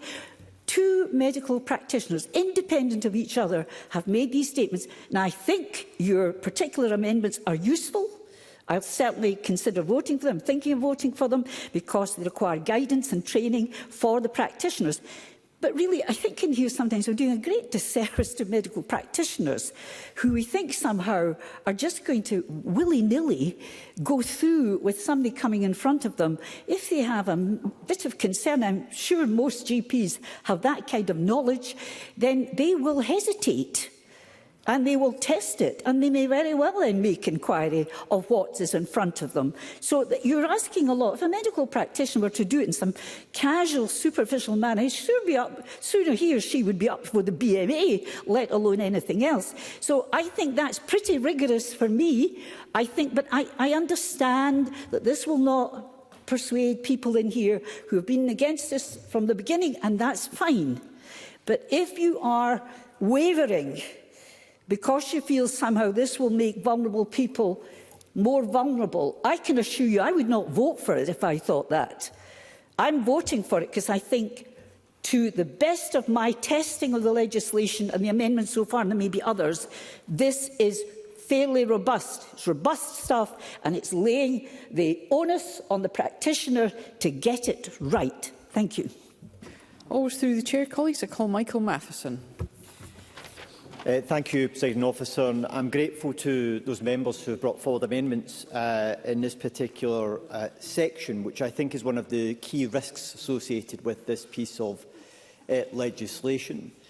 During the course of the Stage 1 debate, the assertion was made when we were debating the issue of coercion that, as we've heard here tonight, that there is no evidence in other international jurisdictions where they have introduced legislation of this nature that coercion takes place. Now, I, for one, I respect the views of members who hold that view, but I, for one, simply do not believe that to be the case. The issue of coercion is a wider societal issue and has been for a long, long time. And I also think, given that it is one of the most significant risks which are associated with this legislation, that it is wrong and actually, in fact, dangerous to give the impression that coercion does not take place in areas such as assisted suicide, because there is no evidence from other international jurisdictions. Now, I know from the discussion that I had with Dr Anna Donaldson, who is an expert in this field, that anyone who would assert that coercion doesn't take place has to be subject to some level of scrutiny over the quality of that evidence base that's been made to make that, or evaluated in order to make that assertion. And I'm not convinced that that is the case. And I want to give some reasons as to why I don't think that is the case. When we were framing the 2018 Domestic Abuse Bill, and for the first time in legislation, providing provision for coercive and controlling behaviour, one of the real challenges was being able to actually define that type of offence. And in the end, the decision we made was to go for a course of behaviour that would occur over a period of time. Now, critical to be able to make that offence work effectively is to have the right skill set and professional group able to undertake the assessment in order to identify that course of behaviour over a period of time. And the evidence shows that key to identifying coercive controlling behaviour in domestic abuse is very often it's a relationship that is built up with specialised police officers and social workers over a period of time, working with the individual to identify the coercion that's taking place. And the reason I say that is because there is very strong evidence that very often individuals who are being coerced aren't even aware that they are being coerced and controlled at that time. Which is why I think the point that Paul Kane was making about the importance of skill sets is absolutely critical here. Which is why, when we introduced the 2018 Act, there was an extensive training programme across a whole range of agencies in order to develop the specialist skills that were necessary in order to help to underpin the legislation and the new offence that we had created. And I say, with all due respect to Christine Graham and with no disrespect to medical colleagues, is that it is very evident, I think, that general practitioners who I think hold a whole range of different skill sets, but I would say, in fairness to them, they are not experts in identifying coercive and controlling behaviour over the course of the short period of dealing with a declaration. That requires specialist skills and it needs to be undertaken over a period of time. And the third point I want to make here in relation to this is that coercive and controlling behaviour takes place for vulnerable members of our society in our communities on a day-in, day-out basis. And it materialises through adult protection cases that social work colleagues deal with on a day-in, day-out basis. Key to that, in some cases, is physical abuse. Sometimes it is coercive and controlling behaviour for financial purposes and a whole range of other factors. The reality is that type of behaviour will also impact on this legislation should it be enacted. There is no way that you can suggest that that type of coercive and controlling behaviour will not happen in some way for assisted dying in the way in which it happens just now under adult protection legislation on a day-in, day-out basis for some of the most vulnerable members of our society, which I'm happy to give way to. Yes. Rona Mackay. Thank the member for taking the intervention. I totally appreciate that coercion exists in domestic abuse cases and in other cases, but when we're talking about assisted dying, I go back to the point you said you didn't believe the international evidence. That being the case, do you believe that there has been no prosecutions for coercion in other jurisdictions? Not one. Well, always through the chair, Michael Matheson. So I don't. Given that coercive and controlling behaviour impacts on a whole range of aspects of our society, including vulnerable individuals, I, for one, don't believe that it will not impact on vulnerable individuals when it comes to making decisions around assisted dying. Now, I can't speak for the academics that made reference to what's happened in other jurisdictions. There will be issues around. If I could just finish this point around the evidence that they've got from other jurisdictions. There will be issues around training, the way in which the knowledge of individuals, also the very fact that some of the individuals will be dead by the time that they actually might want to do case reviews, so the evidence may no longer be present at that particular point. There's issues around definition of coercion as well. So there's a whole variety of things, but I simply do not accept, and I actually think it's quite dangerous to try to create the impression that coercion is not a potential risk factor, significant risk factor, when it comes to assisted dying matters. I'm happy to give way to Lorna Slater. Lorna Slater. I'm very grateful to the member, and I absolutely hear the concerns of members across the chamber for safeguarding, particularly for very vulnerable individuals in our society. That is something we absolutely all share. But I wonder if the member has looked at evidence from around the world that shows that most people in other jurisdictions who choose assisted dying are affluent, well-educated, able-bodied people. And that practitioners are often in those jurisdictions reluctant to approve people who come from deprived backgrounds, who are disabled, or who come from vulnerable backgrounds, which makes me worry that we're setting up a system where only privileged people are able to escape suffering at end of life. And we're actually restricting the ability of people to make choices because we think we know better and can make choices for them. Look, I think there are issues around potential inequalities associated with this legislation, and there is the inequality which is created by individuals who are not able to access the palliative care that they would like to have because it may not be available to them. But if they have the financial means, they may be able to actually purchase that for themselves. That happens in our society at the present time. So there is issues of inequality in how aspects of care services are provided, and I think that some of that will play through with this legislation as well, and decisions that people will make because of the inequality of finance in some of the decisions that people will be able to make, and therefore resulting in them making decisions that they may want to end their life because they can't get the services or access to the services that they believe that they require. Can I turn also to the issue? I'll take Christine Graham and then I'll take Brian Whittle. Christine Graham. Thank you. A substantial argument, as usual, from you, Mr Matheson. And I agree with everything you've said about coercion as undertaken, especially in abusive domestic cases. You know, long track record with you, and justice issues in the Parliament. I'm suggesting to you that if we go down the road of training, because it will be only in a certain number of cases, it won't be in every case, that doesn't make it good. But if we have training and guidance for the medical profession, would that assist you in persuading you that there could be sufficient there that medical practitioners would have the nous, the awareness of the subtleties of coercion to allow this to proceed? Michael Matheson. Brian Whittle's intervention. I'll try and deal with both of them at a time. Brian Whittle.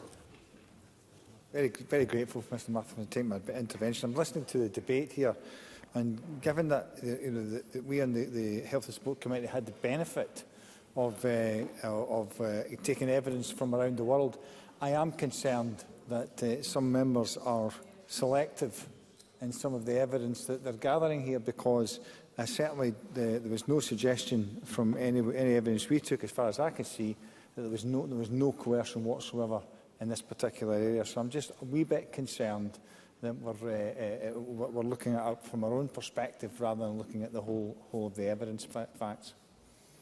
Michael Matheson. I'm grateful for Mr Whittle's intervention in that, given he's been a member of the Health Committee in considering some of these issues. On the point that was being made by Christine Graham, I think training is one aspect of it.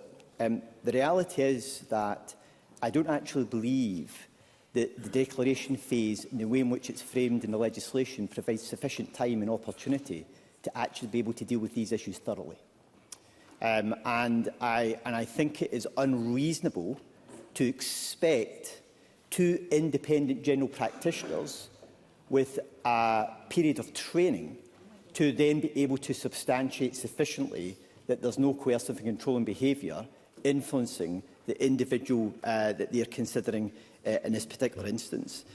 Because, as I mentioned, under the 2018 Act, we framed the legislation specifically in such a way in order to demonstrate that you need to establish that type of pattern of behaviour, and that takes time and effort in order to do so. I'll give way to Russell Finlay. Russell Finlay.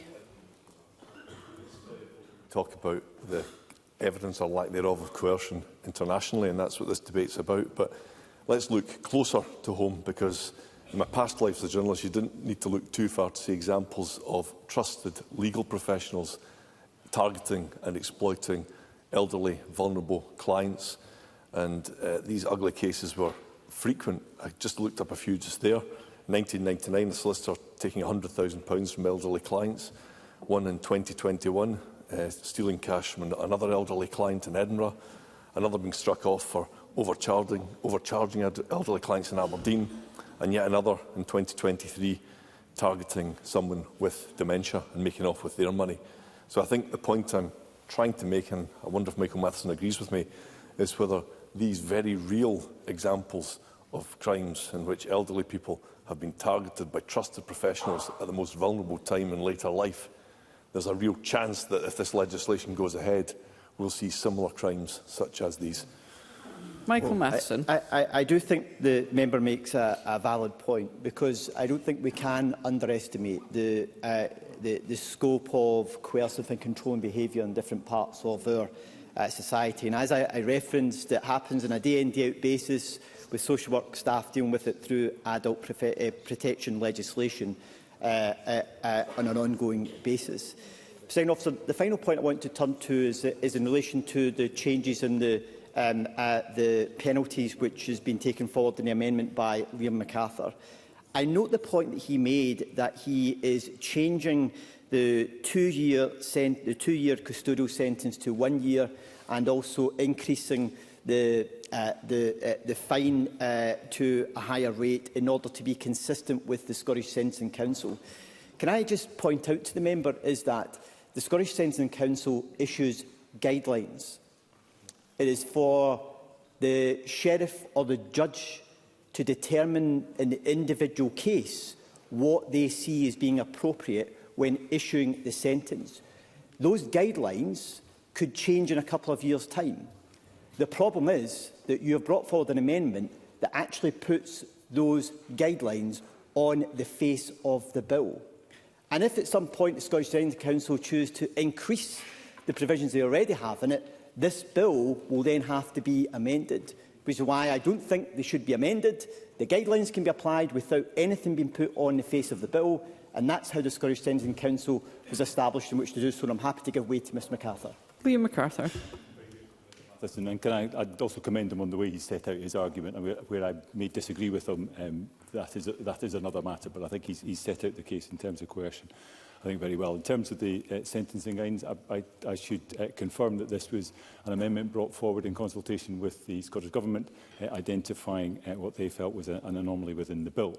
I take the point he makes in terms of guidance being updated. I think, as with other aspects of this legislation, it will need to be kept in line with the rest of the statute book. But as I say, I think this is an amendment that was brought forward in consultation with the Scottish Government to ensure that anomalies within the bill were addressed.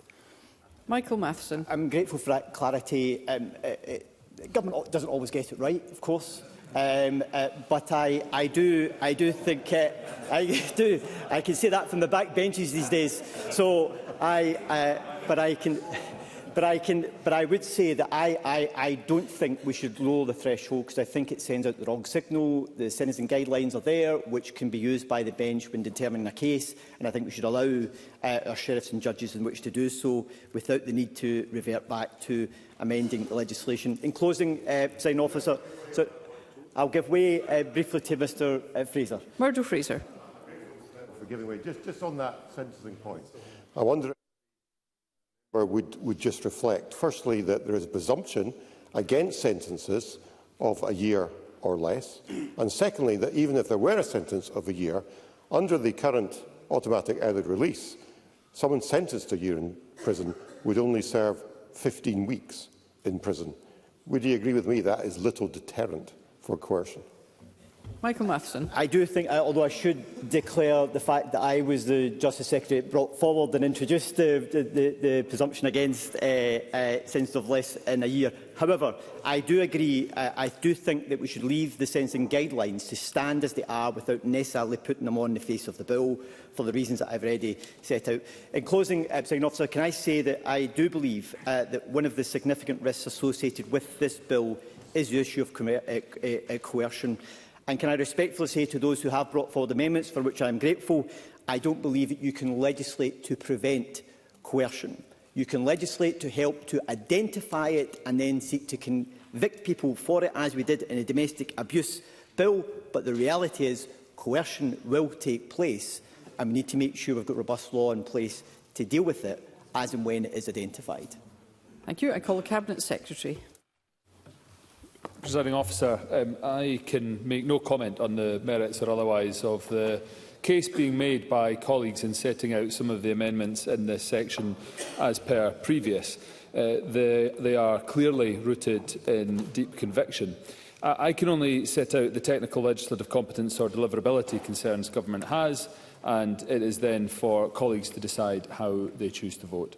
Presiding Officer, amendments 24, 25, 35, 36, 41, 76, 77, 80, 82 and 84 potentially introduce greater subjectivity and inconsistency into assessments, as, from a technical perspective, removing the references to pressure, quote, by any other person in the bill risks widening the concept of coercion in a way that may reduce legal clarity, making it more difficult for practitioners to determine the threshold at which indirect pressures amount to a lack of voluntariness.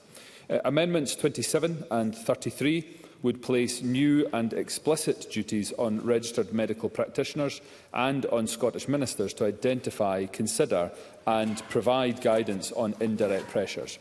Whilst professional guidance already supports clinicians to assess capacity and voluntariness, the points made by Christine Graham, Embedding these requirements in statute could increase the complexity and length of assessments, with potential implications for training, consistency of practice and practitioner confidence. It would also require careful development of guidance to avoid creating expectations that all forms of indirect pressure can be identified or mitigated in a uniform way. I happily give way to Mr Doris. Bob Doris. Secretary, for giving way. Can I just say, in relation to my amendments, would require the careful development of guidance in relation to this? Absolutely. Of course it should. And that's why you should also pass the amendment. That's absolutely clear. In relation to Amendment 27 leading to lack of consistency in practice, Amendment 27, just to remind the Chamber, encourages a conversation between the medical practitioner and the person applying for an assisted death about the possibility of indirect pressures. So that's what Amendment 27 does. Of course, Cabinet Secretary, if we don't have that conversation, then you'll get absolute consistency, won't we? Because if you're not asking for it, then consistently we're not asking for it. Of course we have to ask for these things, and maybe I should reflect on that, Cabinet Secretary. Cabinet Secretary. Presiding Officer, I say again to Mr Doris, as I said to all colleagues at the start of this group, I can only set out the issues or concerns that government has with certain amendments. I don't in any way pass comment on the merits of the arguments that are being made by colleagues in setting out their amendments. I understand them, and I can, again in Mr Doris' sense, understand where they come from and a deep-rooted conviction. All I say is that what has to be weighed up by colleagues is the case that is being made by colleagues in setting these out, and some of the considerations that government wishes to put on the record around deliverability, technical and legislative competence issues. Amendments 50 and 51 would ensure consistency with the general approach to summary penalties. Mr MacArthur has already set out the fact that we have cooperated on these amendments. Amendment 93, I will give way to Mr Balfour. Jeremy Balfour. I wonder if the Cabinet Secretary could just give a wee bit more information around this. Mr MacArthur said that he had done this because of the government's understanding. We had a fairly clear statement a few moments ago saying that this shouldn't be linked to the bill. So can the government at least give us some idea of why they feel the statutory time limit should be reduced and why it should be on the face of the bill? Cabinet Secretary. Mr Balfour for his intervention. As I say, this would ensure consistency with the general approach to summary penalties. It's to require legal consistency. Amendment 93 would significantly expand the requirements placed on the coordinating registered medical practitioner at the point when a second declaration is made, by directing in detail the nature of the assessment to be carried out, the specific forms of coercion to be considered, the steps to be taken where concerns are identified and the matters that must be recorded in the adult's medical records. While the bill already requires the practitioner to be satisfied that declarations are made voluntarily, this amendment goes further by setting out a structured and highly specified assessment framework in primary legislation. This may reduce flexibility for professional judgment and could have implications for deliverability, including increased time and resource demands associated with assessments, record-keeping and training. In relation to Amendments 151, 152, 158, 175, 178, 315 and 320, the extent to which the amended provisions link to the offence of coercion or pressure in Section 21 of the bill is not clear. Amendment 172 would introduce significantly more prescriptive requirements in relation to assessment, training and procedure. This could have practical implications for delivery, including a substantial increase in the time required to carry out assessments and ultimately an increased financial burden. In relation to Amendment 174, it is not clear who an independent assessor might be, but it is noted that Amendment 182 inserts provision into Section 8, medical practitioners' statements. On that basis, if the Scottish Minister's duty is to make regulations setting out qualifications and experience is in relation to medical practitioners, then this may raise issues of legislative competence in a similar way to other provisions of that nature in this bill that we have already debated. More broadly, Amendment 174 and related amendments 182, 187, 189, 193, 209 and 305 also raise deliverability challenges. Introducing a new statutory role of an independent assessor may require the establishment of qualification standards, regulatory oversight and sufficient workforce capacity, which could be challenging to implement consistently across Scotland. The trigger for referral, based on concerns expressed by third parties, lacks a clear threshold and could add delay and uncertainty within the process.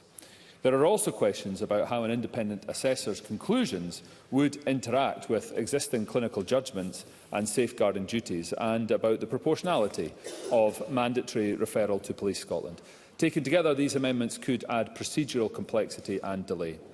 The effect of Amendments 177 and 180 is that the assistance under Section 15 could only be provided where the coordinating registered medical practitioner and the independent registered medical practitioner are both satisfied that the adult is seeking the assistance solely due to their terminal illness and for no other reason. Whilst I fully appreciate the intent behind these amendments, it is possible that including such provision in the bill could actually have the effect of people feeling that they cannot be open or honest about their reasons for seeking an assisted death, for fear that doing so could lead to their request being denied. This may prevent open conversations from taking place about the alternatives and the support that is available to the person to help them with any other issues that may be factoring into their decision. And it could also have implications on the ability of the assessing registered medical practitioner to determine if the person is acting voluntarily. On Amendment 181, setting up a panel or multiple panels would likely be to have major financial implications. For the remaining amendments in this group, Presiding Officer, the Scottish Government has no comment.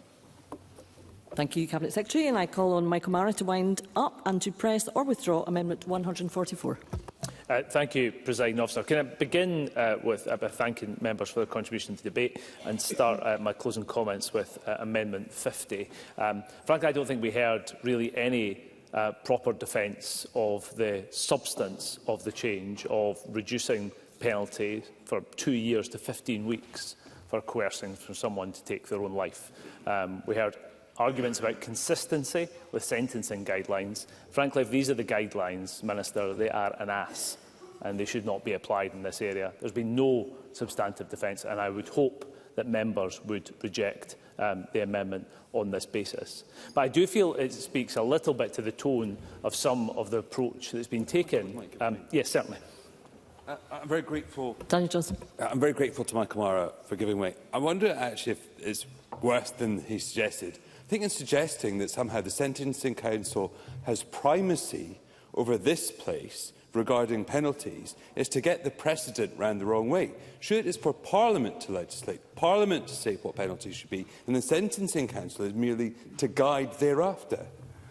Michael Mara. Mr Johnson makes a very good point, and I think actually it covers where I was just coming to. That actually I think that reverting to this issue of sentencing guidelines actually diminishes the scale of the change that we're talking about. And we have to get the penalties right when we're talking about an instance of life or death.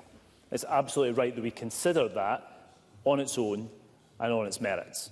And I do not believe that reducing on the face of the bill that penalty from 2 years to 15 weeks is appropriate, and that Parliament should make a strong view of that. But I do think it speaks to my sense that there is, perhaps in the way that parts of this bill has been dealt with and discussed, even in this group, is that it's not a profound change. It is a profound change, and the consequences are very significant. And in Paul O'Kane's point relating to social work, I think tells the story itself. The engagement he has had with social work organisations, I would declare an interest as well, is also married to a social worker. But the way that was addressed by, I think, the member in charge of the bill, by Liam MacArthur, to say that when Paul O'Kane was talking about the lack of coherence with current social work framework, which are actually based on the idea of protecting life, and that Liam MacArthur said that this would be disproportionate. I think that gets it the wrong way round, perhaps as Daniel Johnson describes. Then, in actual fact, we have to think about what is proportionate to the scale of the change that we are proposing in this. And I think it's absolutely reasonable to take on board the frameworks that social workers exist and operate within at the moment, and we should take very seriously the objections that they have made. Ruth Maguire, please. Ruth Maguire. Thank Michael Mara for giving way. Going backwards a little to that sentencing, does he agree with me that our constituents, whether for or against the principles of the bill, would expect that penalty to reflect the seriousness of what's happening and that someone's life is being ended against their will? Michael Mara. I fully agree with this. I think that anybody seeing these proceedings right now would be astonished that not just the member in charge, but the government is feeling for the basis of a tidying up exercise and coherence when we're making such a profound change that they would seek to reduce that sentence on that basis. Yes, certainly. Thank you. I actually agree with Michael Mara on this point. I will be voting against Amendment 50, but on the point he makes about the people watching at home, does he agree with me? It is important that we're very clear here. We're only talking about summary conviction. Conviction on indictment in this case would carry a maximum sentence of up to 14 years, and it is important to reassure our constituents that that would remain the case. Michael Mara. So I do think that is important, and the member in charge, Liam MacArthur, put that on the record earlier in his contribution, so I think it's welcome that Mr Greer reiterates in that regard, but I don't think it diminishes the core point which we are discussing in this regard. So I do think, and I was coming on to this issue about making sure that we give regard to the social work status, and I think that Paul O'Kane made that case very well. But I think Ruth Maguire put the core of this debate about coercion right when she said this is about consent, choice, free will and autonomy. And the real question is who has it? Who has it in this question? We're talking about giving some of those rights to some people within the country. And we've discussed already the limits that we would set on that in terms of eligibility for it. But there's a question in this about who is able to exercise their choice, their free will and their autonomy, and whether they actually are able to give their consent freely. And that is the core of the argument I think that we've been having for the last hour or so regarding coercion. Paul O'Kane identified this as the significant hole in the bill. And I would say that actually that he's absolutely correct in that regard. Bob Doris talked about having to ensure that there was a scaffolding in place to make sure that we addressed these issues. I think a good way of putting it. And I do believe there's been a growing consensus, or a growing concern is perhaps a better way of putting it, among MSPs about this issue of coercion since stage one and in fact before. And I believe that in Parliament, if it doesn't put in place restrictions in this area, would be at odds with the public. You read in the Herald today that twice as many Scots agree that the MSPs should reject any law that would increase risk. 3 times as many Scots agree that safeguarding would not be able to detect domestic abuse in assisted dying. And 68% of Scots fear that victims of domestic abuse will be pressured into ending their own lives. I think those are a snapshot of what people outside of this building, people across Scotland, feel about the risks. And I think that when we balance those risks, as Ruth Maguire set out, these are the considerations that the public have. Please, Finlay Carson. Finlay Carson. I appreciate the member giving away. It's just to give me the opportunity to present a quote which sums it up for me, and it's from Michael Mara's previous colleague, Joanne Lamont, who tweeted, "I did not always think this way, but I have concluded that if my freedom of choice at the end of my life is at the expense of those who are vulnerable to coercion, that is not a cost that I can accept. Coercion is often invisible, but all the more devastating for being hidden." Michael Mara. Well, I think it's always good to hear from Joanne Lamont, in my experience, a wise woman, and I think a fine point that emphasises, I think, where the vast majority of the public are on this issue. They do perceive risks in what we are doing, and that we have to make sure that we can best guard against them. Rona Mackay made a couple of interventions saying that there was no evidence of coercion. I'll come to the member in a moment. That there was no evidence of coercion. I would say that in Victoria and Australia, the training on coercion amounts to around about 5 minutes, coercion identification. It's a 2-minute video and a 2-minute PowerPoint. So maybe there's a minute in between. That's the level of training to identify coercion. So when we say that there's no coercion identified in these circumstances, little wonder, and we have to look to the practices that are adopted when we draw on these different issues of evidence. Liam MacArthur. I'm grateful to Michael Mara, for giving way. I mean, what he's just said doesn't necessarily reflect the evidence that the Health Committee heard from representatives involved in the assisted dying process in Victoria. But would he at least accept that the protections that are there at the moment for those who find themselves subject to coercion, whether it's coercion into unpleasant, horrible, protracted deaths or coercion into medical treatment that may not be appropriate, the protections aren't there, and at least through this bill there's a system set out in very graphic detail by Christine Graham earlier for putting in protections that don't exist, and with training requirements that go alongside that to reflect the clearer understanding of coercive controlling behaviour. I think those protections would only be enhanced. Michael Maher. I would say to the member, I think it's a false equivalence. The basis that some people receive care that they feel is inappropriate and that it doesn't suit their needs. That is a situation that we should address and we can address through the NHS. But if he says that we don't, well, I mean, I think that kind of comes to the heart of some of the problem with the bill, frankly. But if we're not addressing appropriate palliative care, he said in the Stage 1 debate that palliative care had to be a viable alternative to assisted dying. And now he's saying that it's not a viable alternative because people are receiving care that is inappropriate. I would leave that point there. It is perhaps a debating point. But I would say to Mr MacArthur, what we are introducing here is a law that actually creates the state's ability to be involved in the taking of somebody's life or to allow them to take their own life. And that is the substantive difference. That is what we're dealing with. We're to draw an equivalence with the provision of other forms of services at different times, I think, is a fallacy, and it doesn't actually tally. What we have to deal with is protections for these laws that are set out. So I would say that in comparison to the Victoria and Australia situation, Brian Whittle's proposals, in terms of that are in his amendments, I think should be a good contrast in terms of the kind of options that people are considering in the amendments here today. We should also consider, though, in terms of the proliferation of coercion, that the World Health Organization say that 16.6% of people over the age of 60 suffer elder abuse. And clearly people over the age of 60 are going to be more likely to avail themselves of this option than others do. I also thought that overall, Liam MacArthur rejected in his analysis of this bill that internal coercion existed at all. But maybe that's a question of how you see society, that class and poverty determine outcomes. For me, I think that's self-evident. That's how society works, whether we like it or not, and I certainly don't. But I would say that it concerns to almost any other policy issue, whether it be health, addiction, mental health, educational outcomes, we recognise that the circumstances into which somebody is born makes those outcomes, sets you on a path of outcomes. And internal coercion is absolutely part of that. Pam Duncan-Glancy has ever set out powerfully how that is represented in the disabled community and how that feels on a day-to-day basis as a powerful advocate around those issues. So the idea that you reject systemic risk on the basis that there is not how you perceive societies, that somehow that people don't feel these pressures, I think just cannot recognise in the way that we concern almost any policy area in this Parliament, certainly.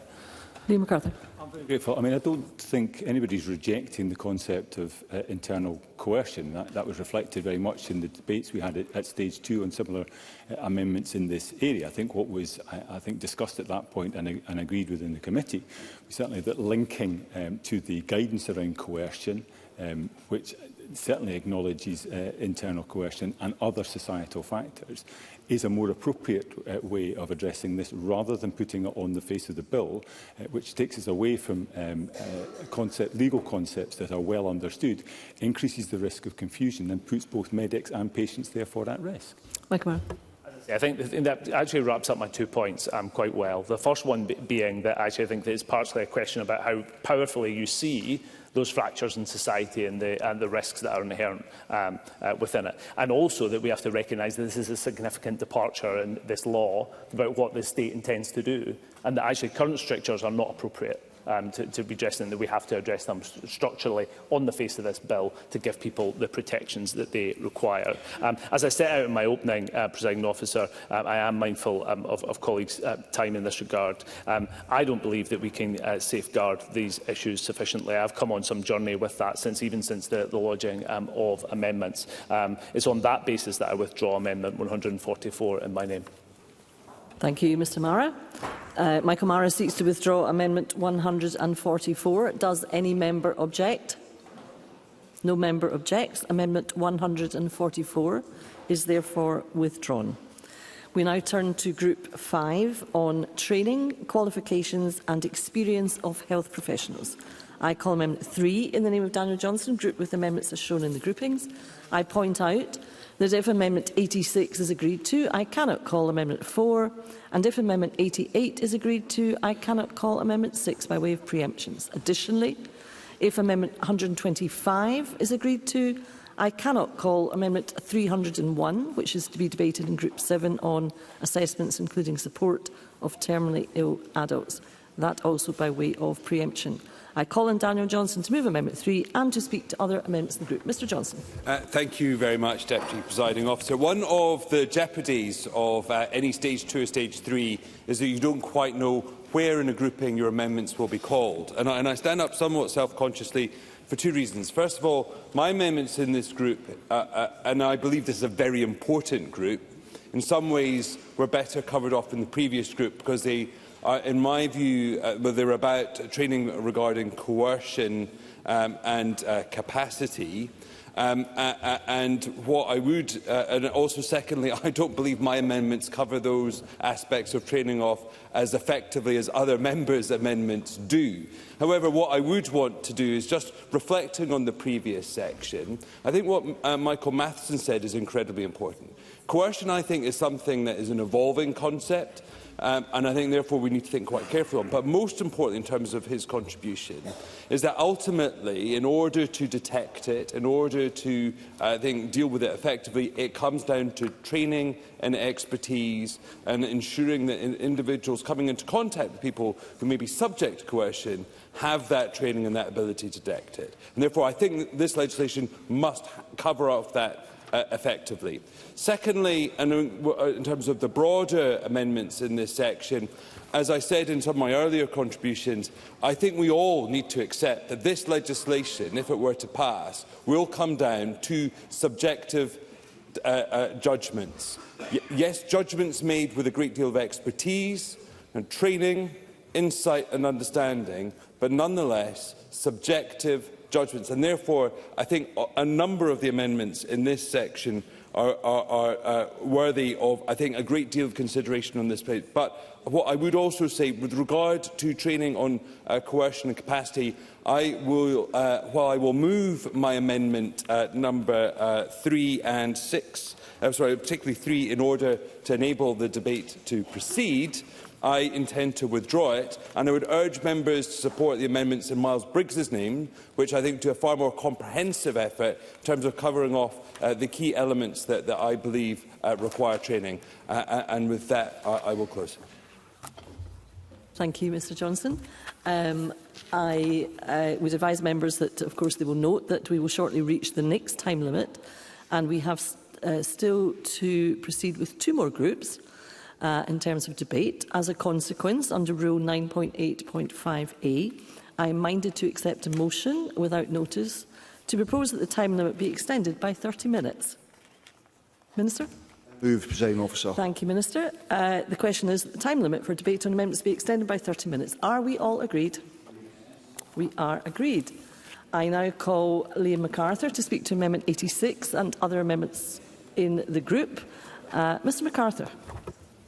Thank you. I'll speak first to my amendments. The bill as amended at Stage 2 allows the Scottish Ministers by regulations to set out the training qualifications and experience required of coordinating registered medical practitioners, independent registered medical practitioners and authorised health professionals. As discussed, the Scottish Government considers that these provisions may relate to reserved matter regulation of health professionals, Section G2, Schedule 5 of the Scotland Act.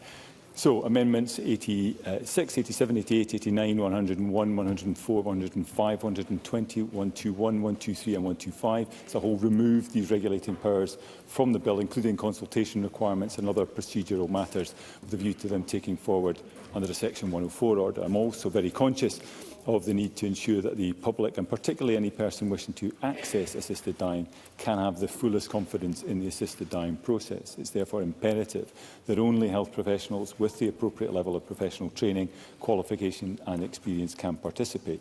However, as I set out earlier, we must ensure that all the provisions of this bill, as passed, are within the legislative competence of this Parliament. Otherwise, they cannot have legal effect as Parliament intends. Taking a constitutionally precautionary approach is the only sensible one to take in such circumstances. I refer again, as I did earlier, in relation to the protections, about the strong commitments made by both Scottish and UK governments, the constructive approach that's been adopted at pace to reflect the will and respect and reflect the will of this Parliament.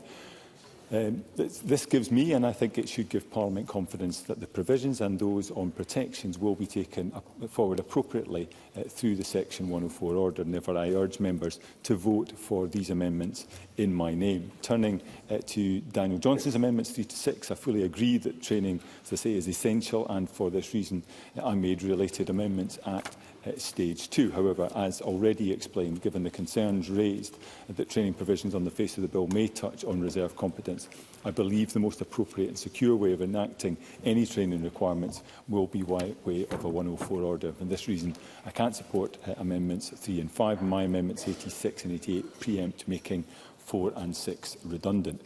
In light of my amendments, I also can't support Jackie Bailey's amendments 145 and 146, which would require the regulations, which I'm seeking to have removed, to include a certification process for medical practitioners to evidence their training, qualifications, experience, or Paul O'Kane's amendment 136, or Miles Briggsy's amendment 147, which would require the regulations to specify minimum training standards. All of these are very reasonable proposals that I would expect to be addressed in due course, but which fall to be dealt with through the Section 104 order process. Ross Greer's Amendment 238 provides that Scottish ministers may set out in regulations the training, qualifications and experience required in order to carry out the role of coordinating registered medical practitioner, independent practitioner and authorised health professional. Therefore adds to the legislative competence concerns raised by the Scottish Government. I note that regulations made under Amendment 238 would require the agreement of the Secretary of State, and that Mr Greer's Amendments 239 provides that the Secretary of State may set out in regulations the training, qualifications and experience required in order to carry out the role of a registered medical practitioner, etc. My understanding, and the Cabinet Secretary no doubt will state his own view, is that this would not address the competence concerns raised by the Government. I acknowledge very much the principle behind these amendments, as well as the huge amount of work that both Ross Greer and his team have put in on this issue ahead of Stage 3, but consider that for the reasons set out, it would be better to reject these amendments and consider how to take forward, in the context of the amendments I'll turn to now, namely 133A and 133B, which are obviously amendments to my earlier Amendment 133. 133A includes conditions in addition to those made by Amendment 133, which must be satisfied before ministers can make regulations to commence the bill as enacted and bring it into effect. The additional precondition that must be satisfied through the 104 order or otherwise is that provision has been made for the training, qualification or experience of participating health professionals. 133B is also an amendment to 133 and provides that precondition prescribed by 133A only be satisfied through the conferral of power on Scottish ministers to specify the training, qualification and experience that must be held by participating health professionals. It also requires that Scottish ministers have exercised that power to make such provision. As set out by the Cabinet Secretary's letter to the Health Committee on the 5th of March, the expected route for making provision for training, qualification and experience of participating health professionals would be via Section 104 order. I understand that this route could not be used for conferring regulation-making powers, such as seen in the precondition on 133B.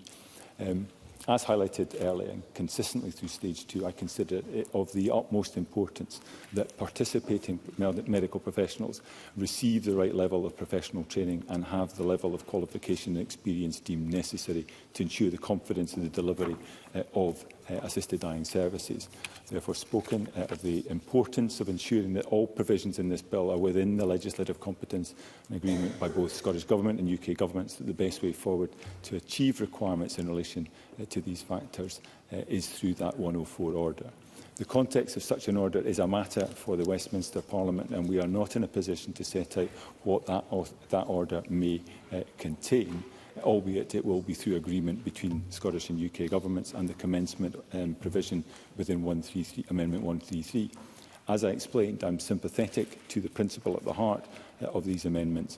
However, Parliament should be clear about the effect of imposing further breaks on commencement and ensure that they are not framed in a way that could prevent Parliament's intention from being realised. And on that basis, I would encourage Parliament to back Ross Greer's Amendment 133A, which I think gives effect to the substance of the issues that was debated earlier on, and perhaps reject Amendment 133B that would apply that break in a way that Parliament may find difficult to release in due course. But again, I thank Ross Greer for bringing those amendments.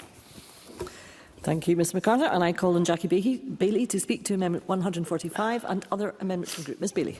Thank you very much, Presiding Officer. I want to speak to Amendments 145 and 146 in my name, which I've been asked to submit by CHAS, which is the Children's Hospice Association Scotland. Both amendments seek to ensure that if Scotland legislates for assisted dying, the legislation explicitly recognises the unique complexities faced by young people under the age of 25 living with prognostic uncertainty and fluctuating conditions. While the bill applies to adults, Parliament has already acknowledged that many young adults, particularly those with serious or life-limiting conditions, continue to receive care in paediatric or transitional environments, including the service provided by CHAS. These young people often have different cognitive, social and clinical development compared to older adults. Without tailored safeguards, there is a risk that assessments could be inconsistent or unsafe. So these protections are needed because evidence submitted throughout stages 1 and 2 of the bill make clear that assessing capacity in young adults with complex conditions is highly specialised and requires advanced clinical knowledge. Coercion can be more difficult to detect where communication relies heavily on family or carers, and diagnosis in this age group often fluctuate, making terminal illness harder to determine with confidence. These are not routine clinical judgments. They carry significant ethical weight and irreversible consequences, so that requires a robust, nationally consistent framework. Amendment 145 requires the Scottish Government to set specific rules about what training, qualifications and experience doctors need when assessing young adults under 25 living with prognostic uncertainty or fluctuating conditions. It ensures these regulations are equivalent in safety to existing national frameworks that recognise reduced cognitive maturity in people under 25, such as is the case with the Scottish sentencing guidelines. Justice sentencing acknowledges that young people under 25 are more vulnerable and more susceptible to influence, less able to weigh complex risks and more likely to enter harmful relationships. This directly mirrors CHAS's concern that young people may be more vulnerable to coercion or self-duress when facing life-limiting illness, especially during such a difficult time in their life as they transition from child to adult services and when much of the support they rely on falls away. Amendment 146 seeks to strengthen the clinical framework, and regulations must include a method, such as certification, for doctors to verify that they have the appropriate training and experience to carry out roles specified by the bill. It should not just be assumed a doctor is qualified. There needs to be a formal system to show that they meet the required standard to ensure patient and workforce safety. Can I also support Amendment 147 in the name of Miles Briggs, which strengthens assessment, safeguarding and support for young people under 25 in the bill? All of that said, the central difficulty with these amendments is that the Scottish Government believe that many of them are not legislatively competent. But these are the amendments that provide reassurance. So I wonder if the Cabinet Secretary can give, when he comes to speak, an on-the-record commitment from the Scottish Government that the provisions in these amendments will all be included in the Section 104 agreement. If he can't do that, what assurances do we actually have? Is Ms Bailey finished? Or is she I'd finished, but I'm happy to stand again and take an intervention if it clears it up now. Pretend you hadn't finished, Cabinet Secretary. As I've already set out, I thank Ms Bailey for giving way. As I've already set out, the contents of a Section 104 order will be for negotiation. And I must correct some of what Ms Bailey has said, that it's not just our assertion that these amendments, some of which we're talking about, are out with legislative competence. This decision has been arrived at, as I've put on the record previously, through consultation with UK ministers too. Jackie Bailey. Intervention, but I'm sure the Cabinet Secretary will realise that people are trying to build safeguarding measures within this legislation, and to have them taken away with no absolute reassurance that they will return in a Section 104 agreement is incredibly worrying for those who want to make sure that this is the best legislation, if it's to be passed, that this Parliament can actually do. Thank you, Ms Bailey. I now call on Miles Briggs to speak to Amendment 147 and other amendments in the group. Mr Briggs. Thank you, Presiding Officer. And to pick up where Jackie Bailey left off, because regulations in relation to training of authorised health professionals is a devolved issue. And I think this set of amendments, which I'll be supporting all of them, does exactly what we want to see and make sure that these training opportunities are put in place. And my Amendment 147, again, I've been working with Chaz, as Jackie Bailey has, would look towards, if Scotland does legalise assisted dying, where professionals involved in eligibility assessments, information provision or application support must have the specialist training required to work safely with adults under 25. Young adults often receive paediatric or transitional care, including from Chaz, and present with very unique clinical, developmental and social needs. So why is this protection needed? Evidence from earlier stages of the bill show that assessing capacity in young adults with complex conditions is challenging and demands specialist expertise. Coercion may be harder to identify due to reliance on family and carers for communication and support, and prognostic uncertainty is greater in young adults, making terminal illness harder to determine. These decisions carry irreversible consequences and require consistently high clinical standards. So the amendment in my name would put in place mandatory minimum national training standards covering capacity assessment in young adults with complex or fluctuating conditions, would identify a subtle or relational coercion common in young disabled adults, understanding prognostic uncertainty for people under 25, working with rare and unfamiliar conditions, with sensitive communication with families and during emotionally complex decisions, signposting palliative, hospice and home-based care options as well across Scotland. These standards would therefore ensure, I believe, that assessments could be safer, informed and consistent nationally.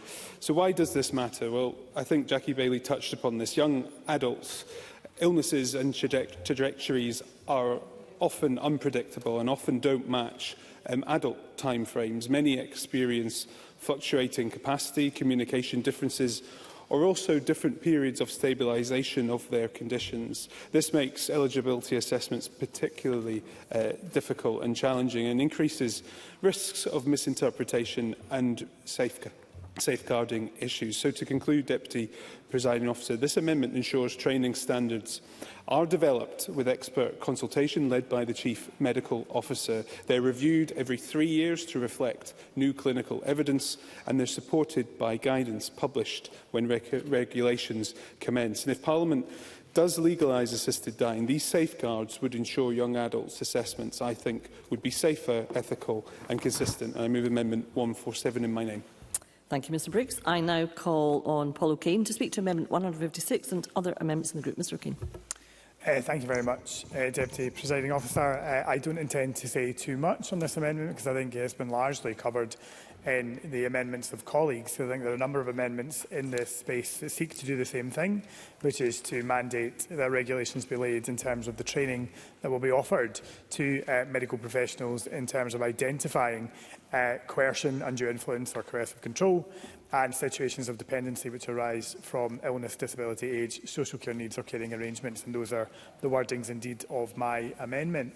I think what we've identified both in the previous grouping and the wide debate we had on coercion and coercive control, and indeed already in this debate in this section, it is clear that medical practitioners don't always have that specialist training that is required in order to identify the very complex and often conflicting issues that exist in terms of abuse and the patterns of behaviour that exist through coercive control. And that has to be monitored over a longer period of time. And colleagues have already made reference to the challenges, I think, in that the relationship with your general practitioner isn't the same as it was perhaps many years ago when there was a more constant relationship of seeing the same practitioner. So actually that has to be looked at, I think, more broadly. And it's of course why I have raised the issues about the need for a wider input, including from social workers and other professionals in a multidisciplinary way, because I think actually that helps to identify coercive control much more easily. Indeed, looking at some of the evidence that's been provided from elsewhere, other jurisdictions, the Jersey Review panel in its recent examination of assisted dying safeguard concluded that assessments should draw on as broad a range of professional expertise as possible, and actually acknowledged that medical training alone can provide cannot actually provide what is required in terms of identifying coercion or coercive control. So I say that to firstly back up the previous point about social work, but also to make a clear point that training is going to be required and training is important, and that would allow us to deal with some of the issues that have been raised in terms of the capacity of medical professionals to be able to identify these very pernicious issues. So, as I say, I don't intend to labour points that have already been made, but I'm very grateful, Deputy Presiding Officer, for the time in order to add to this debate. Thank you, Mr Kane. I now call on Ross Greer to speak to Amendment 238 and other amendments of the group. Mr Greer. Thank you, Presiding Officer. My contribution in this group follows on directly from what I said in Group 3 on conscientious objection and no detriment, because the way that we resolve these issues is intertwined, as Liam MacArthur has already laid out. Specifically, my 133A and 133B are amendments to Liam MacArthur's Group 3 Amendment 133, which tied commencement to resolution of the issues on the right of professionals not to participate and to be protected from any detriment if they did so. I'll briefly touch on my other amendments 238 and 239. These were a way to reach essentially the same outcome by replicating the structure of the Cabinet Secretary's amendments 110 and 111 on a Scotland Act compliant way of creating regulation-making powers on this issue, training, qualification and experience. 238 and 239 are my least preferred options. I'm not planning on pressing them, but I did lodge them simply because I wanted to give Parliament the option, and there were only a few hours between the Cabinet Secretary lodging his amendment and the deadline for members to lodge ours. So I thought it was prudent to lodge an equivalent, structural equivalent of his amendments on poison control in relation to this area as well. I don't think that's now necessary, though I think we have come to a solution elsewhere, and that is in 133A and B. And for those, I am grateful for the support of the British Medical Association, the Royal College of Nursing and the drafting of them, and the support of Dignity and Dying and the Queen's Nursing Institute in Scotland. The Queen's National Nursing Institute in Scotland for their support with them as well. I think we would all agree it's not acceptable to have a system of assisted dying without having set out what the training, qualification and experience requirements are for those delivering the system. As Liam MacArthur himself said, we would not want to proceed in such a manner. Without these amendments, though, that is the bill that we could potentially have. The bill proposes a dispersed rather than a specialist service, so it's not automatic that those involved would have specific training and qualifications unless this Parliament decides that is necessary. At stage 2, the committee did decide that was necessary by supporting my amendments to include these provisions. Those provisions are in the section being removed now for the sake of legislative competence, and I recognise the necessity of that. So these further amendments, 133A and 133B, seek to resolve that. They make commencement of the bill conditional on this gap being closed by the UK Government in the same manner as we've just addressed the issue of no duty and no detriment provisions through Liam MacArthur's 133. 133A simply requires that a solution is found by the UK Government to provide for those training, qualification and experience requirements, but they can do so in a way that they see fit. That could mean making the arrangements themselves or devolving regulation-making powers to Scottish ministers. 133B would require a specific solution to that, i.e. that they have to confer the TQE, training, qualification and experience, regulation-making powers to Scottish ministers.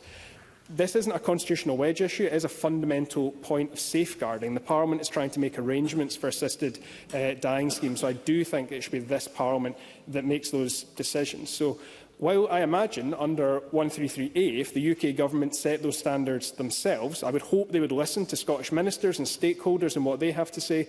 There isn't a guarantee on that, though. We could have training standards that this Parliament doesn't support, leaving us with the nuclear option of what to do with the commencement regulations. That's why 133B was my preferred approach, though. I'm going to ask Parliament not to support 133B, though. I'm going to ask them to support A, much as I think it's not ideal, because 133B would effectively give the UK Government the choice of either granting a Section 30 order that they clearly do not wish to do for whatever reason, amending the Scotland Act, or effectively blocking an assisted dying bill that this Parliament had voted for. I don't think that would be an acceptable outcome. So that is a roundabout way of explaining why, with all these options on the table, I am asking Parliament to support 133A. Just in closing on that, though, I do want to ask the Cabinet Secretary, because he said in his letter to the Health Committee, and I'll quote, "Our view is that the route of seeking to make provision in a Section 104 order, perhaps to give Scottish ministers power to make directions about such matters, is the appropriate one." The UK Government's letter on the Section 104 order is silent on the approach that they would take in this regard. So I would be grateful if the Cabinet Secretary could clarify if in these discussions the UK Government have expressed any preference on how they would go about this in the Section 104 order. Would they do this themselves? Would they give Scottish ministers direction-making power, for example? Because the direction-making power point, I bring that up because it was in the Cabinet Secretary's letter, because direction-making powers would not require the approval of this Parliament. Scottish ministers have the ability to direct, in this case, the Health Service, without it going via the Parliament. The Parliament would have the final say via the backstop of the commencement regulations, but I think it would be far better if the Government were to engage with the Parliament up front on this. So, with that, I'm not going to press 238, 239 or 133B. I would urge Parliament to back 133A, but I would be keen to hear from the Cabinet Secretary if he can address... I would take that intervention, yes. Cabinet Secretary. I can confirm to Mr Greer that the UK Government has not expressed a preference for how it should be resolved. I'm grateful to the Cabinet Secretary for that clarification. Disappointing as it is, and I don't want to rehearse a lot of the arguments we've had already about how much this has turned into a debate about the limits of the devolution settlement rather than the issue at hand. I would hope, given the strength of feeling the Cabinet Secretary has seen from around the Parliament, that at least from this Government there will be consistent engagement with Parliament, even if these come to Scottish ministers as direction-making powers, that they will make sure Parliament is engaged before they issue any of these directions, even if that doesn't need to go via Parliament. With that, though, I will conclude. Thank you, Presiding Officer. Thank you, Mr Greer. I now call Alistair Allen. Thank you, Presiding Officer. Liam MacArthur's amendments remove, of course, the power of ministers to set regulations defining the training, qualifications and experience of the coordinating registered medical practitioner. And that, as people understand in the Chamber, is because such powers would be out of scope for this Parliament.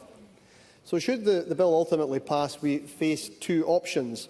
Either Parliament agrees to Liam MacArthur's amendments, effectively outsourcing such important decisions as these to unelected UK officials, or Parliament does not agree to these amendments, with the legislation then all but certain to end up in the Supreme Court. Now, lest there be any misunderstanding, I accept that the areas in question here are pro tempore, indisputably reserved to Westminster. And I believe, however, also that it is not good lawmaking to draft laws that end up in the courts while issues of competence are settled. So I can understand the motivations of those seeking to make many of these amendments and do not intend to stand in their way. But it is difficult, however, to endorse these moves with much enthusiasm either. My concern is that we are being asked to pass legislation here without having any real idea of what, or any idea of what the UK Parliament has in mind or how it intends to plug the holes in our own law. I've mentioned already today a letter sent to MSPs from the Royal Colleges of Physicians and Surgeons making their concerns about that very clear.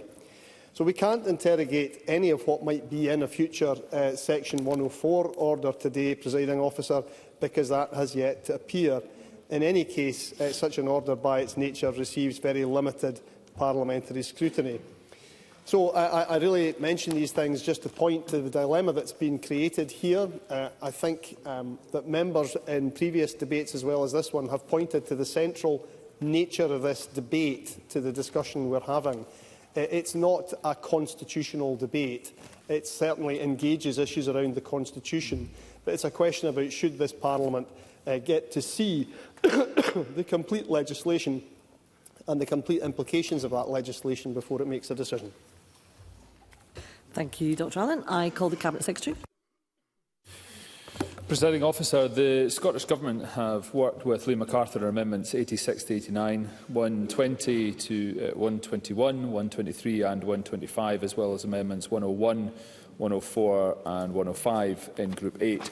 Collectively, they removed the sections of the bill that currently requires the Scottish Ministers to, by regulations, specify the training, qualifications and experience of coordinating registered medical practitioners, independent registered medical practitioners and authorised health professionals, and make other changes consequential on that removal.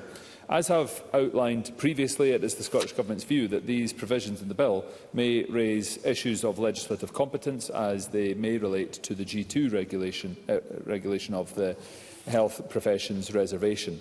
I have already set out our intentions to address issues of legislative competence and our discussions with the UK Government, which has given an in-principle agreement to take forward a Section 104 order and to consider and make appropriate provision to specify the training, qualifications and experience required for participating healthcare professionals. Should the bill pass, the Scottish Government will continue to engage closely with the UK Government on the form which that Section 104 order will take. I give my commitment, should I continue to hold this responsibility, to Mr Greer and his direct question, that I would seek to keep Parliament informed. Presiding Officer, as I turn to other amendments in this group, I would like to remind members of my previous comments on the responsibility of this Parliament to consider matters of legislative competence in passing legislation.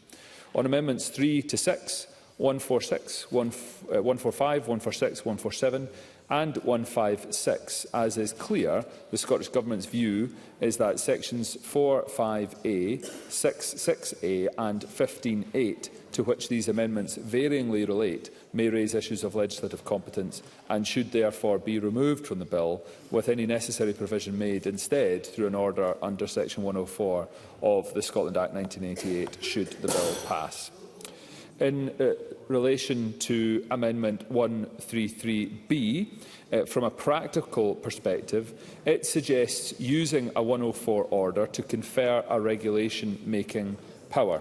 It is considered that such an order cannot be used to confer regulation-making powers. Another vehicle would therefore be required to fulfil the requirements of Amendment 133B, such as provision in an Act of the UK Parliament. As I said in response to Mr MacArthur's previous intervention, we do not have legal or competence concerns with Amendments 133 or Amendment 133A. On Amendment 238, the Scottish Government's position is that this may raise issues of legislative competence in that it provides power to set training, qualifications and experience of health professionals. Amendment 239, which seeks to give the power to the Secretary of State, would be out with the legislative competence of the Scottish Parliament, as the substance of the power is beyond competence. A specific power to confer such a regulation-making power on the Secretary of State would need to be identified, such as by way of a Section 30 order, as has been done in connection with provisions to do with substances and devices. And, Presiding Officer, for the remaining amendments in this group, the Scottish Government has no comment.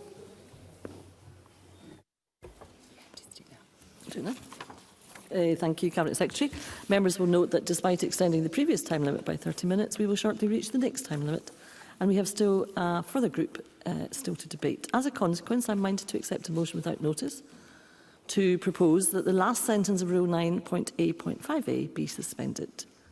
Minister to move? Thank you, Minister. The question is that the last sentence of Rule 9.A.5a be suspended. Are we all agreed? We are agreed. Under Rule 9.A.5a, I am minded to accept a motion without notice to propose that the time limit be extended by 30 minutes. Minister to move formally. Thank you, Minister. The question is that the time limit for debate on amendments be extended by 30 minutes. Are we all agreed? We're not agreed. The committee from 8:30 this morning. 8:30 this morning. I mean, there's also a lot of other people. We've actually got a lot to pace ourselves over the next couple of days. We've seen endless speeches. We've not even had votes for a number of hours. It just goes on and on and on. And I do think it's frankly unacceptable. This just seems to be getting extended by every 30 minutes, and I think we should have a vote on it. I thank Mr Gibson for his intervention. I would point out I'm not seeking per se to extend proceedings by 30 minutes beyond 10 p.m. What I need to do is just extend the timeline, and that's what the process has been here. I couldn't hear that, Mr Gibson, but I assume you're accepting that my position is what I've just stated, which is all good. So with that, I call Daniel Johnson to wind up and press and withdraw Amendment 3. In the interest of Kenny Gibson's good humour, I have nothing further to add and withdraw my amendment.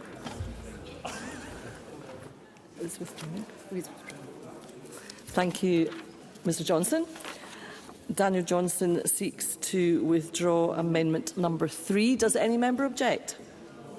No member objects. Amendment number 3 is therefore withdrawn.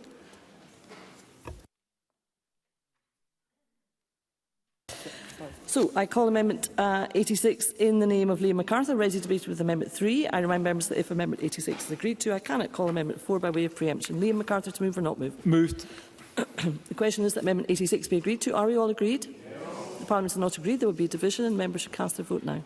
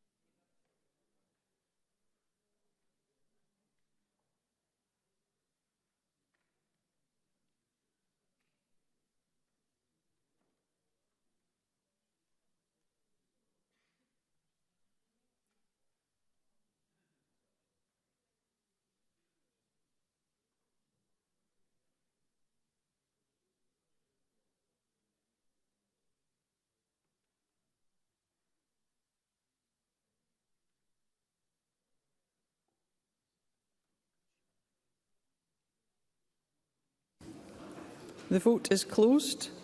I call Jackie Bailey for a point of order. Apologies, Presiding Officer. I couldn't connect on the app. I would have voted yes. Thank you, Ms Bailey. We will ensure that is recorded. I call Craig Hoy for a point of order. Apologies, Presiding Officer. My app, I think it's as tired as Kenny Gibson. I would have voted no. Thank you, Mr Hoy. We will record your vote.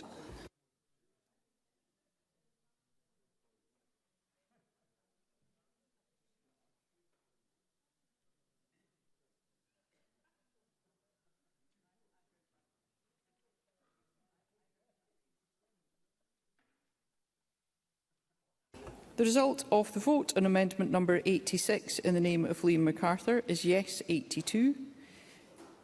There were 29 votes against. There were 5 abstentions. The amendment is therefore agreed.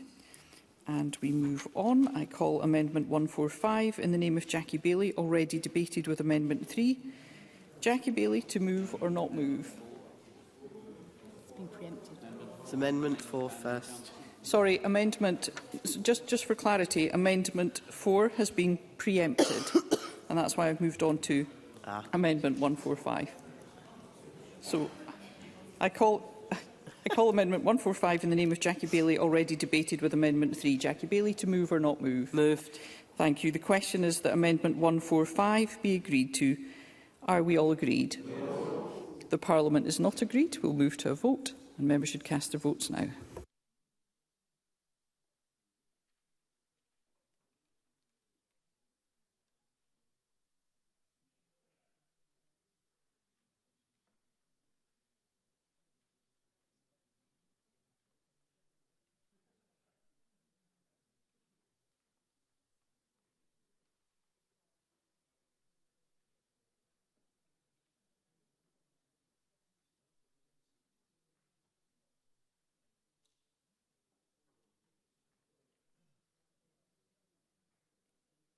The vote is closed.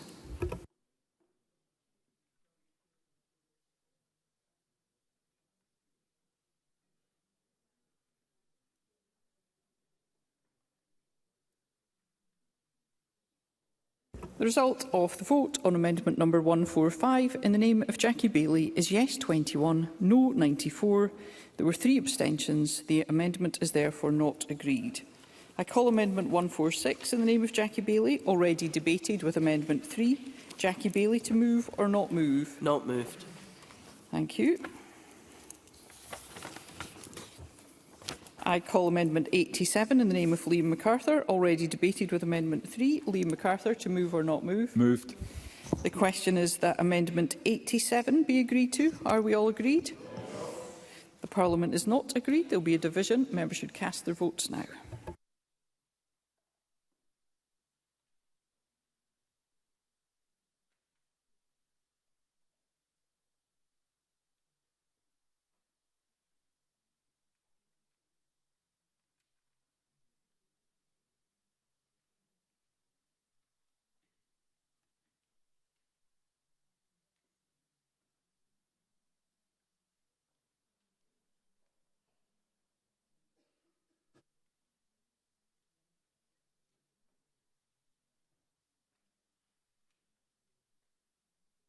The vote is closed.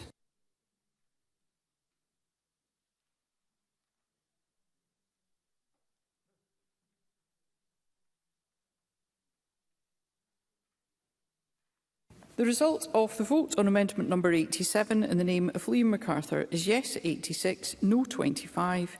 There were 10 abstentions. The amendment is therefore agreed. I call Amendment 147 in the name of Miles Briggs, already debated with Amendment 3. Miles Briggs, to move or not move? Moved. The question is that Amendment 147 be agreed to. Are we all agreed? Yes. The Parliament is not agreed. There will be a division. Members should cast their votes now.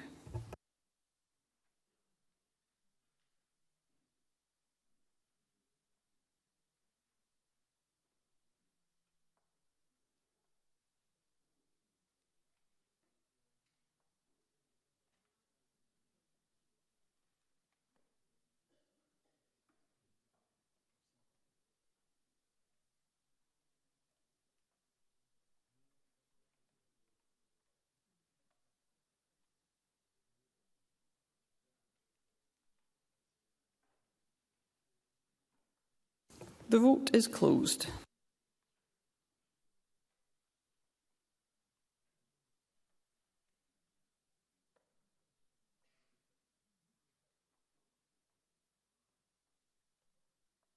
The result of the vote on amendment number 147 in the name of Miles Briggs is yes 41, no 70. There were 8 abstentions. The amendment is therefore not agreed.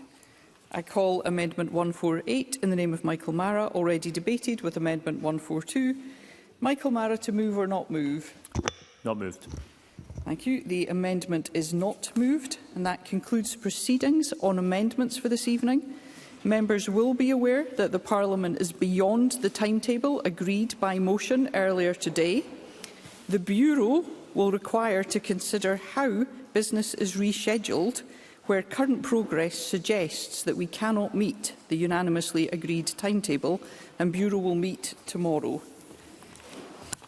The next item of business is a committee announcement, and I call Ruth Maguire, Deputy Convener of the Standards, Procedures and Public Appointments Committee, to make an announcement on pastoral support for MSPs. Thank you, Presiding Officer. The SPPA Committee wished to draw the Chamber's attention to a matter relating to when an MSP is subject to a complaint. As MSPs, we are office holders rather than employees of the Parliament. However, there may be times when it would be appropriate for MSPs to have access to the pastoral support that any organisation should provide for its workers. Depending on the terms of a complaint, it may not be appropriate for a member to share information about a complaint or seek support from those they would ordinarily turn to, such as individual colleagues or party structures. We understand that when they are subject to a complaint, they may not find support from those usual structures. The committee has advised the SPCB that the current telephone support line is wholly inadequate for the circumstances in which a member may find themselves when subject to a complaint. The Ethical Standards Commissioner's evidence last week was both powerful and unambiguous. Members navigating a complaints process require robust, professional and trauma-informed support, and the present arrangements fall substantially short of that standard. Crucially, the Commissioner confirmed that he has raised these concerns directly with the SPCB earlier this session. The failure to respond meaningfully to those warnings represents a clear and troubling gap in the Parliament's duty of care to its own members. As a committee, we wish to draw the attention of Chamber to the fact that the SPCB is considering this issue. We hope that positive progress will be reported soon. Presiding Officer. Thank you. It's now time to move on to the next item of business, and as there are no questions to be put at decision time, I close this meeting.